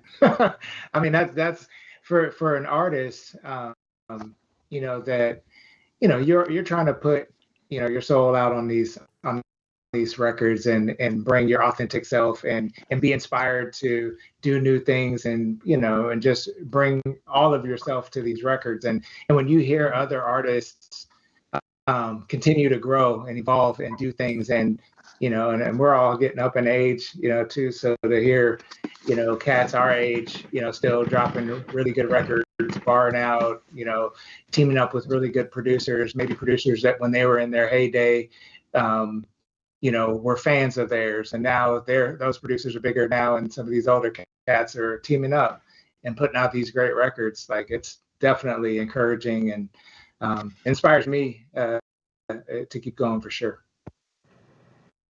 It doesn't inspire me. I don't want to sound ungrateful because I'm glad that exists and that they're able to keep making music. But like, I love music. I'm gonna make it. Like, I'm inspired. I don't need Raekwon to put out a record to inspire me to make music. So same. All right. Same. That's about And right. Well, I mean, I think that you're almost talking about apples and oranges a little bit, right? I think of like Wu going out and performing being the same thing as like we're at a point now, like we always talked about how do rappers grow old gracefully. Yeah. Like we've seen it in rock and roll. You see Bruce Springsteen like drawing crowds and playing even new music sometimes. I mean, like the Rolling Stones or whoever, these guys have been allowed to tour up into their 70s, 80s, and we really didn't see that a lot before. Like, I mean, I won't say who, but Joe and Casey went to see something recently, and I won't say the name of the group, but it was like an old school thing, and it was kind of sad and kind of broken down. I've done, when we were still doing shows, we would do shows with some old school artists, and it was a little sad, it was a little broken down, but these guys growing old gracefully. I mean, you mentioned Ray. I think he probably has stayed the most relevant bar writer, him or maybe Meth, in that group. Yeah. And they have been allowed, because they have this classic material, to grow old gracefully. We're going to do these tours, and people my age still want to go to those shows. We still want to hear that. And so I think it's that is almost like, but if Raekwon had never written another bar, people would still be at those shows because of this wonderful art they had made back in the day. Yeah. You know what I mean? Like, so that's a little different from coming back around with new artists, like younger artists, like Josiah the Gift and that Umbrella Collective and all those guys, like you know, coming out and doing big things. So that's the end of the sentence, I guess. You've done that twice. That's hilarious. That's a good end. Does anybody in the crew have an Altoid addiction? Because we have someone in our crew that does. Not yet. I mean, I don't think so. I almost always have a 10 in my car for sure. There we go. That's what I'm talking about. I mean, I've got a 10 in my car currently. Joe drinks Bang Energy all the time. Yeah, I've got some bad habits. I call them pocket mints because like I basically always have like 3 stale ones in my pocket. I got a square on my. You got a square on your pants? On my pants from wearing. How from many having cans? Altoids. Like, do you go through a week and Probably like 2 or 3. Are you cans sponsored by Altoid? No. No. 2 or 3 a week. I'm more of a gum chewer myself. And I don't get cavities either. It's crazy. You don't get cavities? good. Never had cavities. Wow. Yeah. You're a good kid. Altoids don't last very long, so I can see you running through some cans really fast. Yeah. Seriously strong. Somebody That's like something you got to put in the budget, huh? That's like. Hey, Syntax, I got a question for you. So have you ever, while you're with your work colleagues, non-hip hop, ever gotten anybody looking at you strange because you do say, yes, I am very professional in one manner, but I also do some, like I do hip hop, like relevant hip, like when you were doing hip hop, like, has that ever been an issue in like that business sector? Yeah. So, I mean, it's interesting. I mean, it's an open secret. Like everybody knows. Just give me your TED talk. What now? Yeah. Well, I mean, I would say 70% of my clients either at the time they hire me or within, a week's time, they've seen one or both the TED Talk. But I mean, it's just always been true. I mean, I worked for the federal judiciary for a long time. I used to record, I got pulled aside by U.S. Marshals for filming a moonlighting video where I was like key fobbing into the judge's chambers. So this is I mean, it's just always I mean this like I think it's for a lot of reasons. I think it's hard for people to process out of context. So I wouldn't say never, but like I mean, literally almost never do I impose that on people. Really in any context, but certainly not in the professional one. I never say, oh, and by the way, I do this. It's almost always. I'm usually betrayed by a friend or a family member or someone who knows. Because people think it's people think it's a lot of fun to sort of pull the rug, and I don't know. I mean, I think that authenticity is just an important way of living in the world. And I think it's what's been useful for DEEPSPACE 5 in our music. And I know that it's probably eliminated some opportunity or relationships, but I think for the most part, people have, I think the fact that I've found a way to sort of balance things. I think people have sort of like accepted me on my terms. I'm sure they've said weird things behind my back, but I think for the most part, it's inured to my benefit. And anyway, it's a curious blend. I don't think it's ever been cool to say that I was formerly in a rap group. It's not. It's like, man. No, well, I'm not. I wasn't saying like, really, has it ever been like, okay, yes, thanks, you're representing me, and then wait a minute, I saw something about you on the internet, and like, how come you didn't disclose this beforehand? Like, has it like that's like it happens all the time. I mean, it happens all the time. I worked for a federal judge for years. She hired me, and someone told her within a month of me being hired, someone in a completely other city told her what I did, and she had that exact reaction, like, what are you talking about? I thought you were like straight, like, so I think that's like and people do usually say like, well, why didn't you tell me? And I'm like, well, to Dust's point, it's like, because that would have been ridiculous to you if I had told you, oh, by the way, I'm a rapper. You would have, your mind would have either exploded, or you would have conjured the most ridiculous caricature of that thing in your mind, which is not that far from the truth. But or they would have been like, rap right now. It's impossible. What's up? Yeah. They would have been like, rap right now. No, they do. I mean, I get that happens. That happens. I mean, I've rapped for federal judges more times than I'd like to. That's great. That's amazing. I've ghostwritten raps for federal judges. A federal judge I work for delivered in her baby judge speech at the 4th Circuit Judicial Conference. Delivered really it was a limerick, but it was a rap. It's part of her speech that I wrote. He's so poetic. I don't think very many of us intermix our corporate life with our rap life. At least I don't. But I to Joe's point, nobody walks around going, "Yo, yes, I'm your attorney, but I also have some raps. Would you like to hear?" No, my favorite though, Fred, is when you and Crumb were working at the same telecenter, and you would call each other all day and show each other your raps, and they were recording you. Why he brought this up, I don't know. Oh, man. I got almost fired for selling CDs through my work account.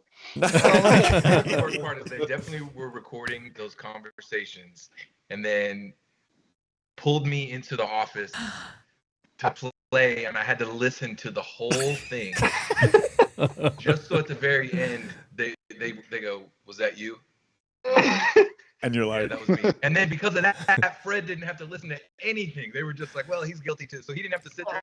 That's what you said. It was like on for 5 seconds for Fred. He goes, "Yep, that's me." No, they literally sat me down and said, "Hey, we know this was going on. We gotta have to send you home, whatever." We were doing customer service for a very big hotel chain, and he sat like 2 seats down from me, and I'm still like, "Hey, man, we think of this bar right here for their album. I'm going to say this. This job sucks, man. I can't believe we're doing this and whatever." Crumb, you should have asked them what they got thought. in trouble for shooting like staples or paper clips or something across the floor or something crazy. I forgot what it was. Greg, didn't you get terminated in the same way? Didn't they call you in and have a ream of emails? I didn't get terminated. I didn't have a home email address. I had a work email address, and so I'm running our like merch, and I'm selling stuff like to people through my email address.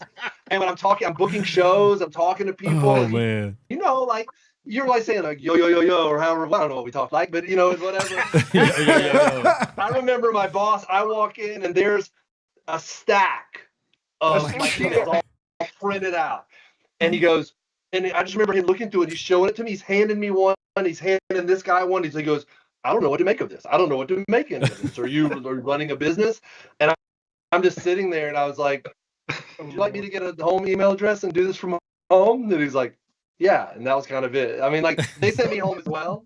And it was embarrassing because you're like, I'm a grown up and I have a family and I'm trying to, I said home. Dude, do you remember when I got the FedEx account number for Tooth and Nail?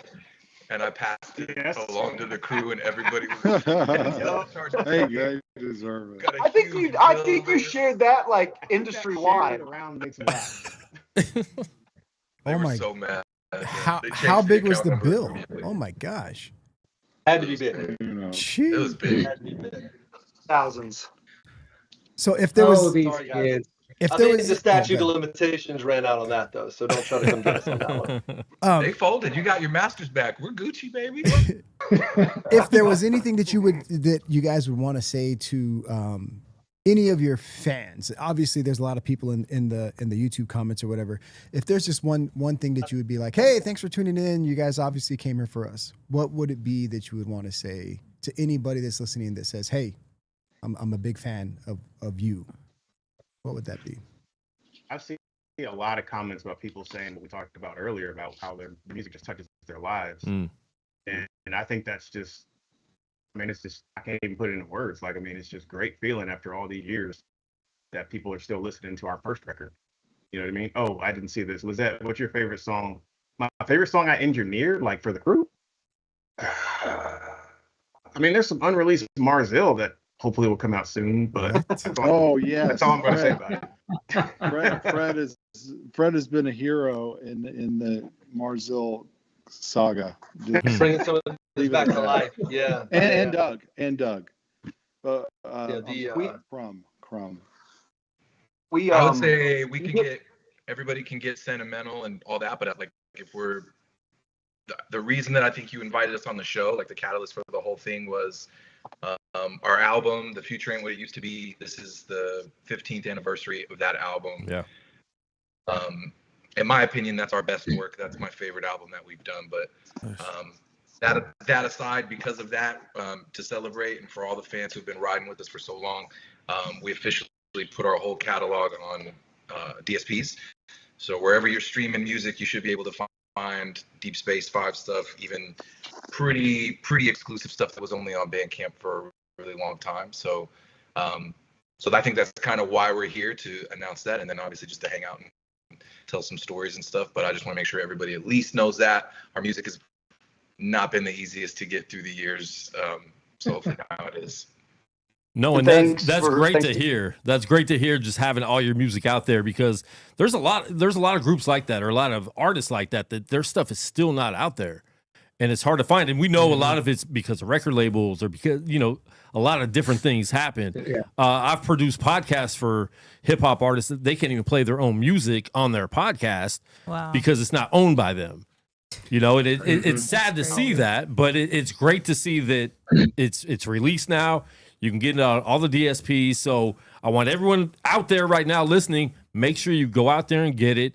Buy it if you can to support, but at least, you know, stream it a lot. It's great music. Yeah. The fact that we could bring that history back in here, because I still got some of your guys' stuff on mini disc. We were recording stuff on mini disc. Dodo would give me a whole bunch of music. I'd record them on mini disc. Like I still have all of your guys' original works on physical media. Yeah. From when I first bought Awesome. Thank you. Man, awesome. Thank you, man. That's over there. Respect. Well, I mean, what you guys do is I mean, you kind of talked about that we had any inspiration for any of you was really special, and what you do is super pro, and I want you all to know, like, this is really, it's important, and thank you for having us.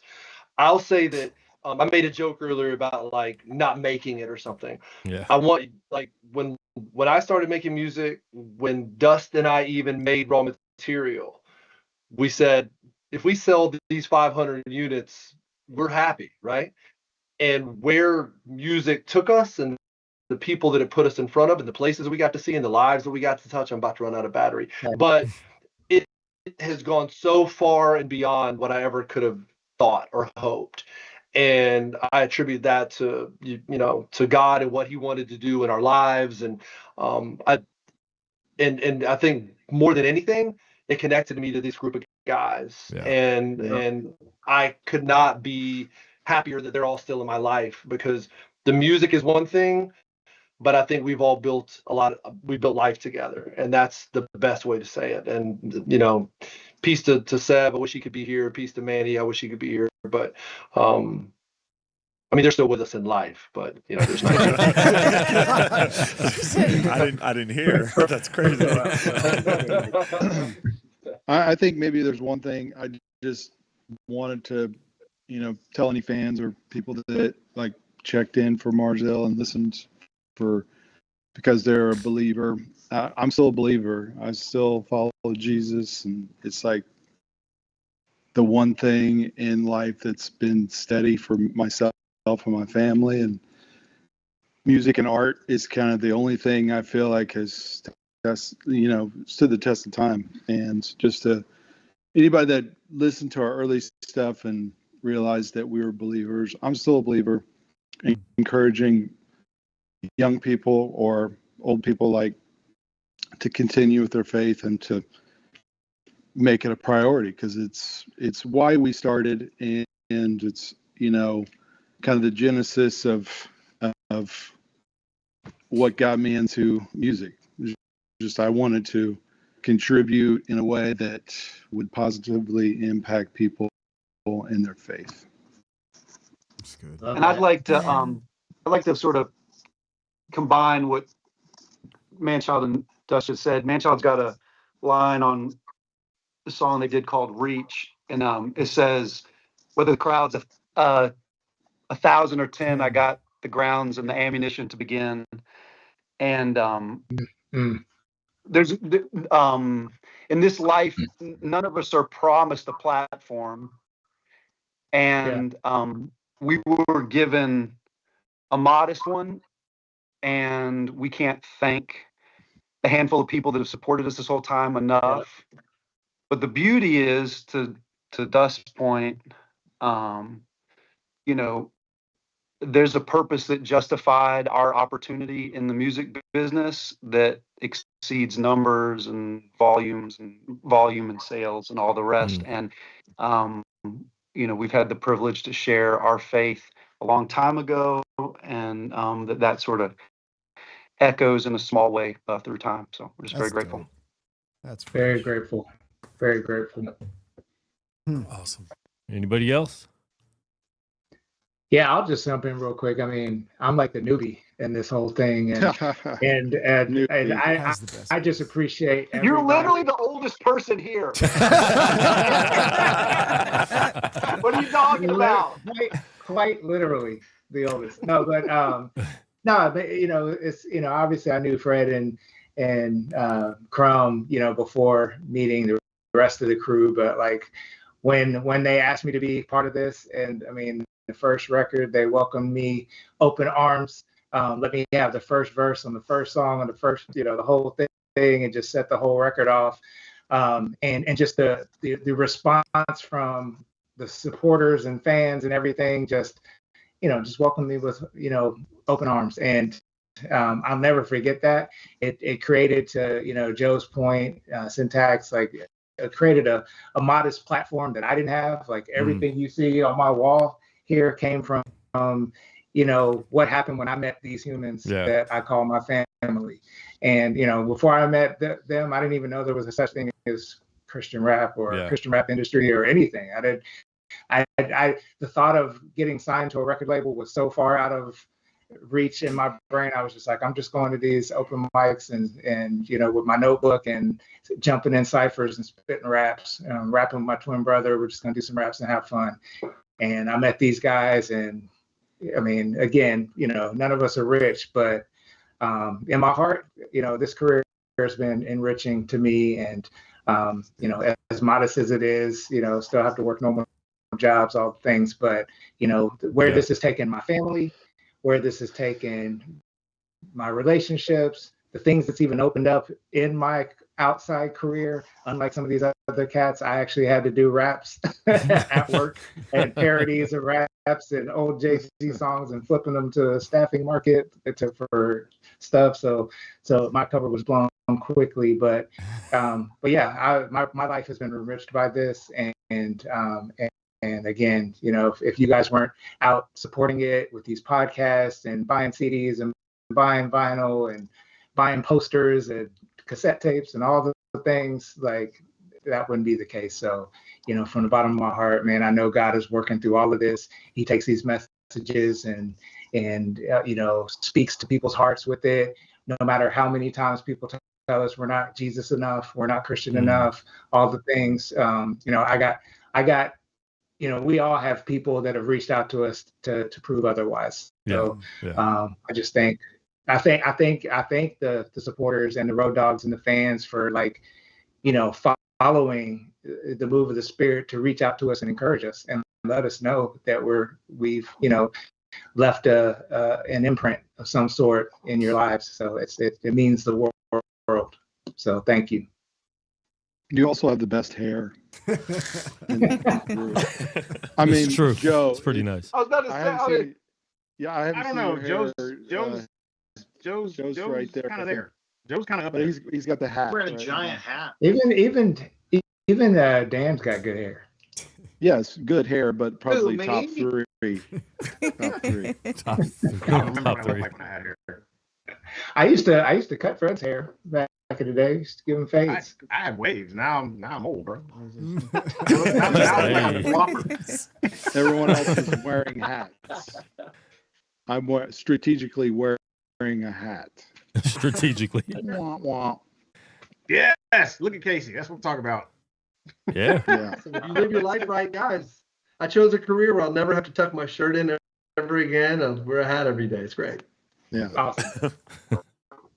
Well, I think I speak for everybody at the table and everybody even in the chat. We would love for you guys to be able to create a new album again, EP, something to give us. But we appreciate all you guys getting on. We're going to have to do some of these interviews individually because there's so much to talk about with all of you. But I definitely appreciate all you guys getting on. This is definitely for us just something I don't even think we thought this was going to be able to happen. Even when Crumb told me I'm going to get some of the guys, we'll see how many.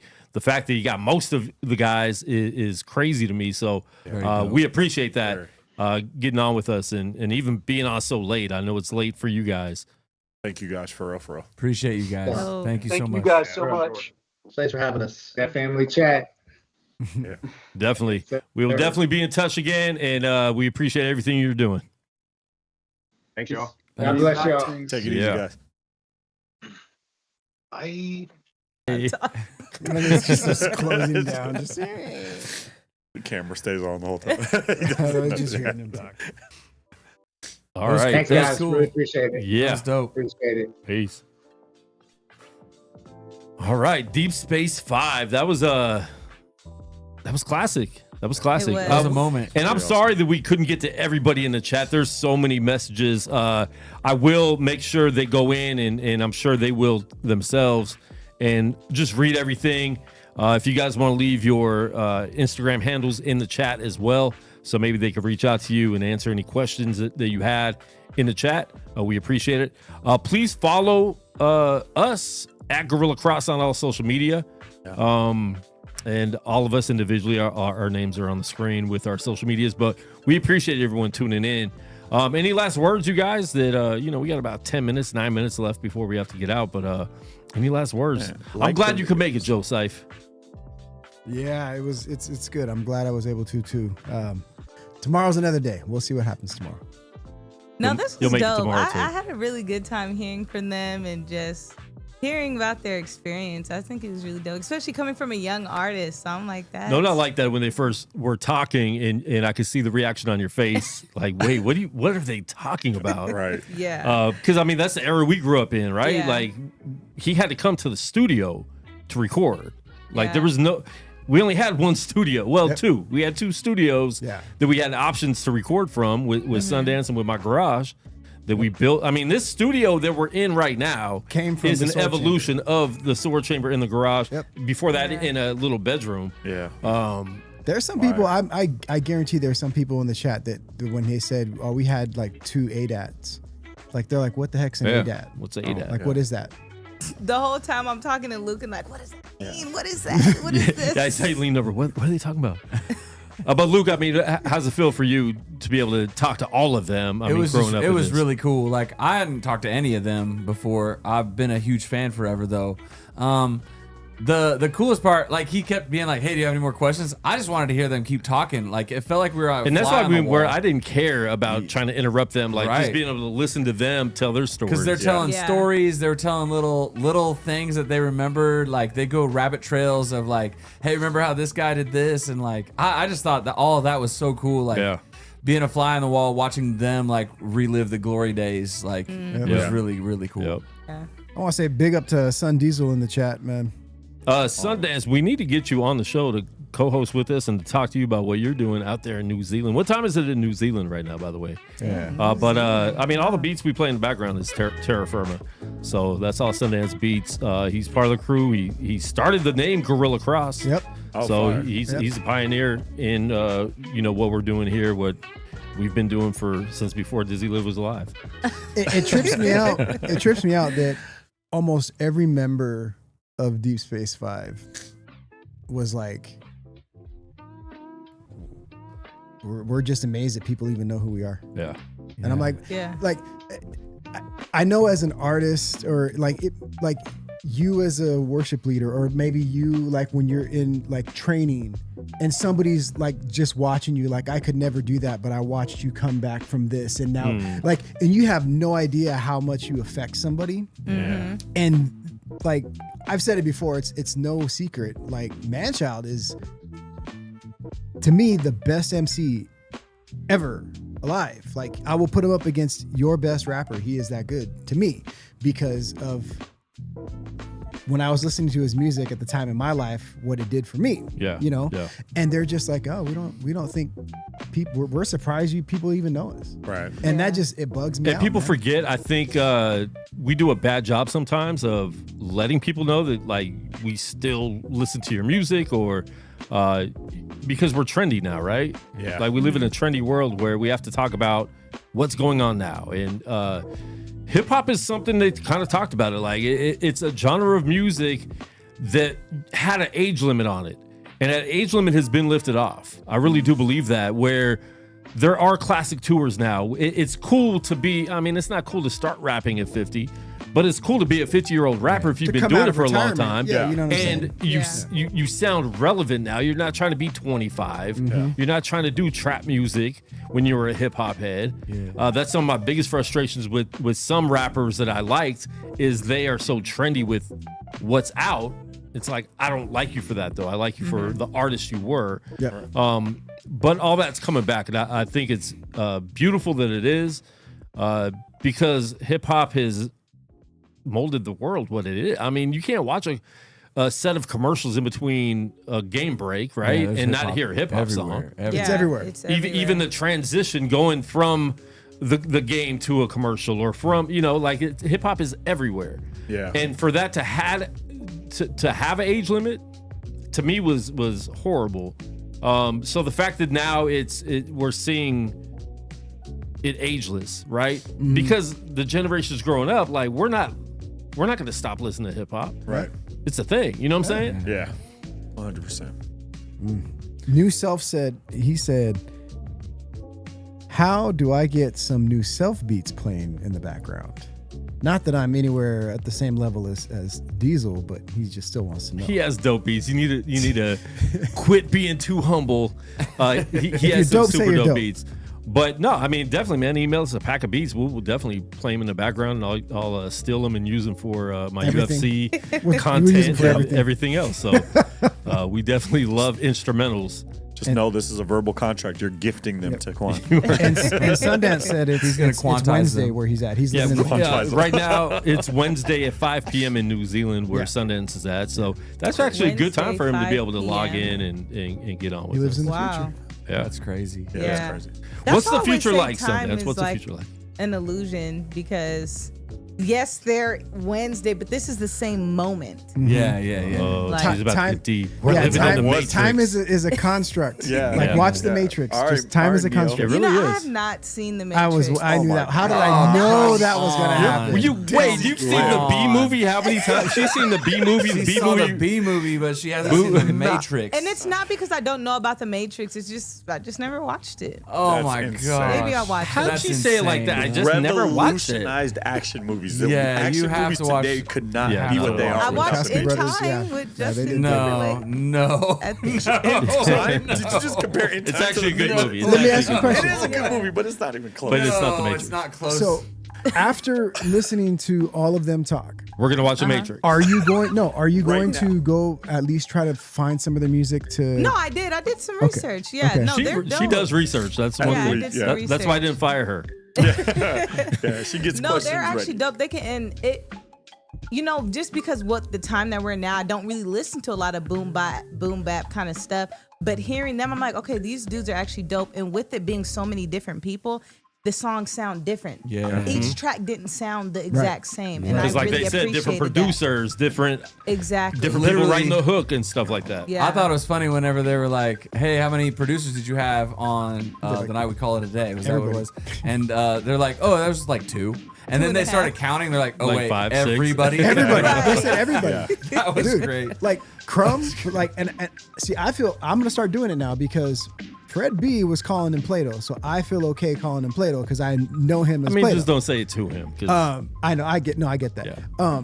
Like he's one of the best productionists when it comes to the MPC. Dude, he's for so like dope on MPC. flipping. He's dope. His like, solo stuff is samples incredible too. Are stupid, like they're ridiculous. and the fact he's still using the MPC 2000, I Makes love me it. happy. I love watching his Yeah. videos on YouTube. I'm Or really on, surprised that Instagram. Dust was like, I thought that it was the SP12, and he said that he produced Marzil, like raw material on the ASR 10. Yeah. Because my introduction to Ensoniq was the ASRX, and like, I mean, it's just classic. Like, I'll never get rid of my MPC. Those are machines. I won't. I won't did get rid look of it that now. up. Yep. You've seen my MPC, right? So we're talking about stuff like this, the beat machine over here. Oh, okay. You've had to at least see like He just content used of it people, to She's looking at the showcase whole his rack. Niners hats. She's looking at the whole rack. She's It's like, right there with the Niners hats it's on. under all the Oh, Niners okay. hats, I all the see Super it. Bowl champion hats. You've seen like He just uses it as a content shelf of like now. DJs like using beat Yeah, machines like and the stuff with the like little that, right? square Yeah. pads and Yeah. stuff like that. The little square. Yeah, that's current. That's current. Those are just MP3 like switchers, is what they're. You better stop, That's bro. what, You that's better what she stop. was. That's what she was talking about. The ones with just the pads on them. Mm-hmm. They just have those No, controlling shit, no, different. the ones with the square. Oh, those are Yeah. MIDI controllers Yeah, yeah. though. The little Oh, pads. okay, yeah. Like we Anymore, have right here, anymore, we it's have just little like pads over MPD, here. an MPD Right, pad. that. Yeah, like That's these. not a beat maker. No, I It's not have a beat machine. No, I yeah, have but the actual- beat machines you could just assign the sound, so that's why. Right, you're, right, Oh, okay. Yeah, you could pick what sound you're assigning. But the see, MPC I'm is not- more I don't than a know beat nothing machine, about it's a that. sampler. Put me behind Yeah, a yeah. microphone, Yeah, and it's I a will do sampler. my do. But that's why it's cool that he was talking about using Ableton so long ago, because Ableton samples. I think you and I both But kind of I was like, Ableton was around in 03. I probably It was started way using Ableton different. in It was difficult. 2009, maybe. I wouldn't even touch 2010. Ableton back then. Yeah, Yeah, and it was Ableton different. looks, even in the 15 years I've been using it, it looks so different. Like it's, Yeah. you can do so much more with Ableton than back then. there's somebody in the chat who's Young Doe. I got the big up earlier in the chat. Like write down in the chat how we know each other, my man, because you gave me a shout out and I was like, oh man, I feel bad because I don't know who this person is. Like like I don't know the handle. Like You're famous, bro. And also let us know, is Young Doe one word or 2 syllables? Young Doe. What? Yeah, like is it just Young Doe or is it like Young Doe? You know, Young Doe. Well, there's no space. I'm Young so- Doe. Young Yeah, Doe. but there's no space because it might be because it's YouTube. You know, No, maybe that's just Terra his name. Firma. well that's Sun Diesel. That's has the Sundance. space. Yeah. She's talking Young about the Doe. spaces, though. Oh, I One see what word. you're saying. You're talking Young about the Doe. pronunciation. Young of Doe. it. One Okay, word. see? Young Doe. Young Doe's Young from Because I'm Canada. Young Doe. One syllable. Yeah. It's one syllable, too. Try to say it with one syllable. Young Doe. That was still 2 syllables. It's one syllable. It's because of the letter D. I was about to say because of D. And you just 'Cause say, of yeah, D? I didn't. Nah, I got it.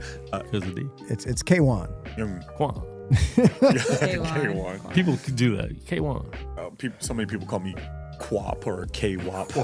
It used to make me so mad. Yeah, he's some about to people don't make me even know. feel bad about like. Well, you didn't know his name at all. Yeah, you not forgot my name. But No, you've I been didn't. here for 2 months. Yeah. You You forgot also his name. forgot Kel. There's been like 3 Verbally, No, you forgot okay. Kel as so well. I knew Kels, but then they were like Cope. You're like, that's my Instagram name. I didn't know how to pronounce that. I mean, it is a little Thursday. different. Right. It is. I mean, Quap you still is kind sounded of- out. Quap is crazy. Quap would be KWOP. Quap. Oh, okay, you're right. But that's why when people say it, I'd be like, what? How did you come to that conclusion? You know? Maybe they just Or think you spelled it wrong. This is KWOP would be K space WOP. Shout out to opening out of the NBA. Lakers are losing. Anyways. Sundance, do they have, like, can you watch NBA live in New Zealand? I'm sure you can, but. Oh, he's from Toronto. Okay, all the Canada folks are coming in. Hey, Canada. Canada been showing up deep. Shout out to the Blue Jays making it to second place in Major League Baseball. Got to give them props. Yeah. Second place in hip hop, second place in Major League Baseball Drake versus as well. Kendrick all Drake over versus again. Kendrick. Yeah. Oh It's my God. over. I've seen the conspiracy. Dodgers in 5. Oh. Hey, you know what? I'm a huge baseball nerd. Are you? So there's been 4 other instances where the World Series people that met up, one side swept and the other side had a Game 7. And every other instance, the one that won the Game 7 won the World Series. Wow. So they have the odds against them, actually. Even though I think the Dodgers will win, the odds are saying it's in the favor of the Blue Jays, just as far as Did any history of those goes. teams have an Asian pitcher that was the best batter in the league also? Yeah, that's crazy. That game he had the other night. Shohei's ridiculous. I put on Facebook that I'm going to have a son. I'm going to have a baby just to name him Shohei. Oh, no. I wasn't going to have any kids, but Is he going to be Asian? No, he's going to be half white, half Latino. Half Latin. Yeah, I He's should gonna have be known brown that, and but white. Yeah. Shohei's Half Latina. He's not going to be half Latina, but the other say half Latin. making him is going to be Latina. That would make him half Latina. Latin. He wouldn't be Latin. Latina. Latino. He wouldn't be Okay. Latina. Oh, you're Wow, right. this You're is- right. Hopefully not. Okay, you're right. I mean, we do have all gender bathrooms in the. I want to talk to you after the 2025, show, so. man, off mic. Okay. I want to pick your brain about how you felt about the whole crew. Yeah. Okay. Off air. Off air. Secret. Yeah. Private conversations off air. We should do an off air show where we go off air, but we just It's stay just live. called like being friends. Close the laptop and it still records. We should fellowship? Oh, okay. Yeah. Please let us know where you're watching from. We got a lot of Canadians, and please follow us. We're live every Tuesday, 7 p.m. West Coast time, right here on Gorilla Cross Speak Life. Speak Life. I almost said radio. We're not a radio show anymore. That was way back in the day. Yeah, before I was born. Dang. Did you have a Walkman or anything? Did you like have a CD or No, you I just had didn't have MP3s? that. You know what a Walkman is, though? Kind of. What is it? It's like You know what we need to do No, next I- week? I We're heard it. testing her on technology Yes. next week. You're gonna put. We're gonna put I up know what a pictures. pager Not even just is. pictures. We're gonna hold. You're gonna bring. I got a Walkman over there. I am gonna bring. Is that my, oh, I for can't. music I Well, got some can't. 90s stuff. I'm What? gonna bring my That's just for Matrix VHS. Dude. I know what a VHS is. I broke one. You I'm broke watching one? the B movie. No. Hey. Or Come VCR. on. Oh dang, Come I'm so on. sorry. I mixed With that that, up. Anyway. Yeah, I think we're done. Yep. Digging a hole. Follow us on Instagram. We are out. See you guys next week. peace. Subscribe to the channel too. Like the videos too. Like, comment, subscribe. And if you like what we're doing, donate money at Gorilla Cross Media on Cash App.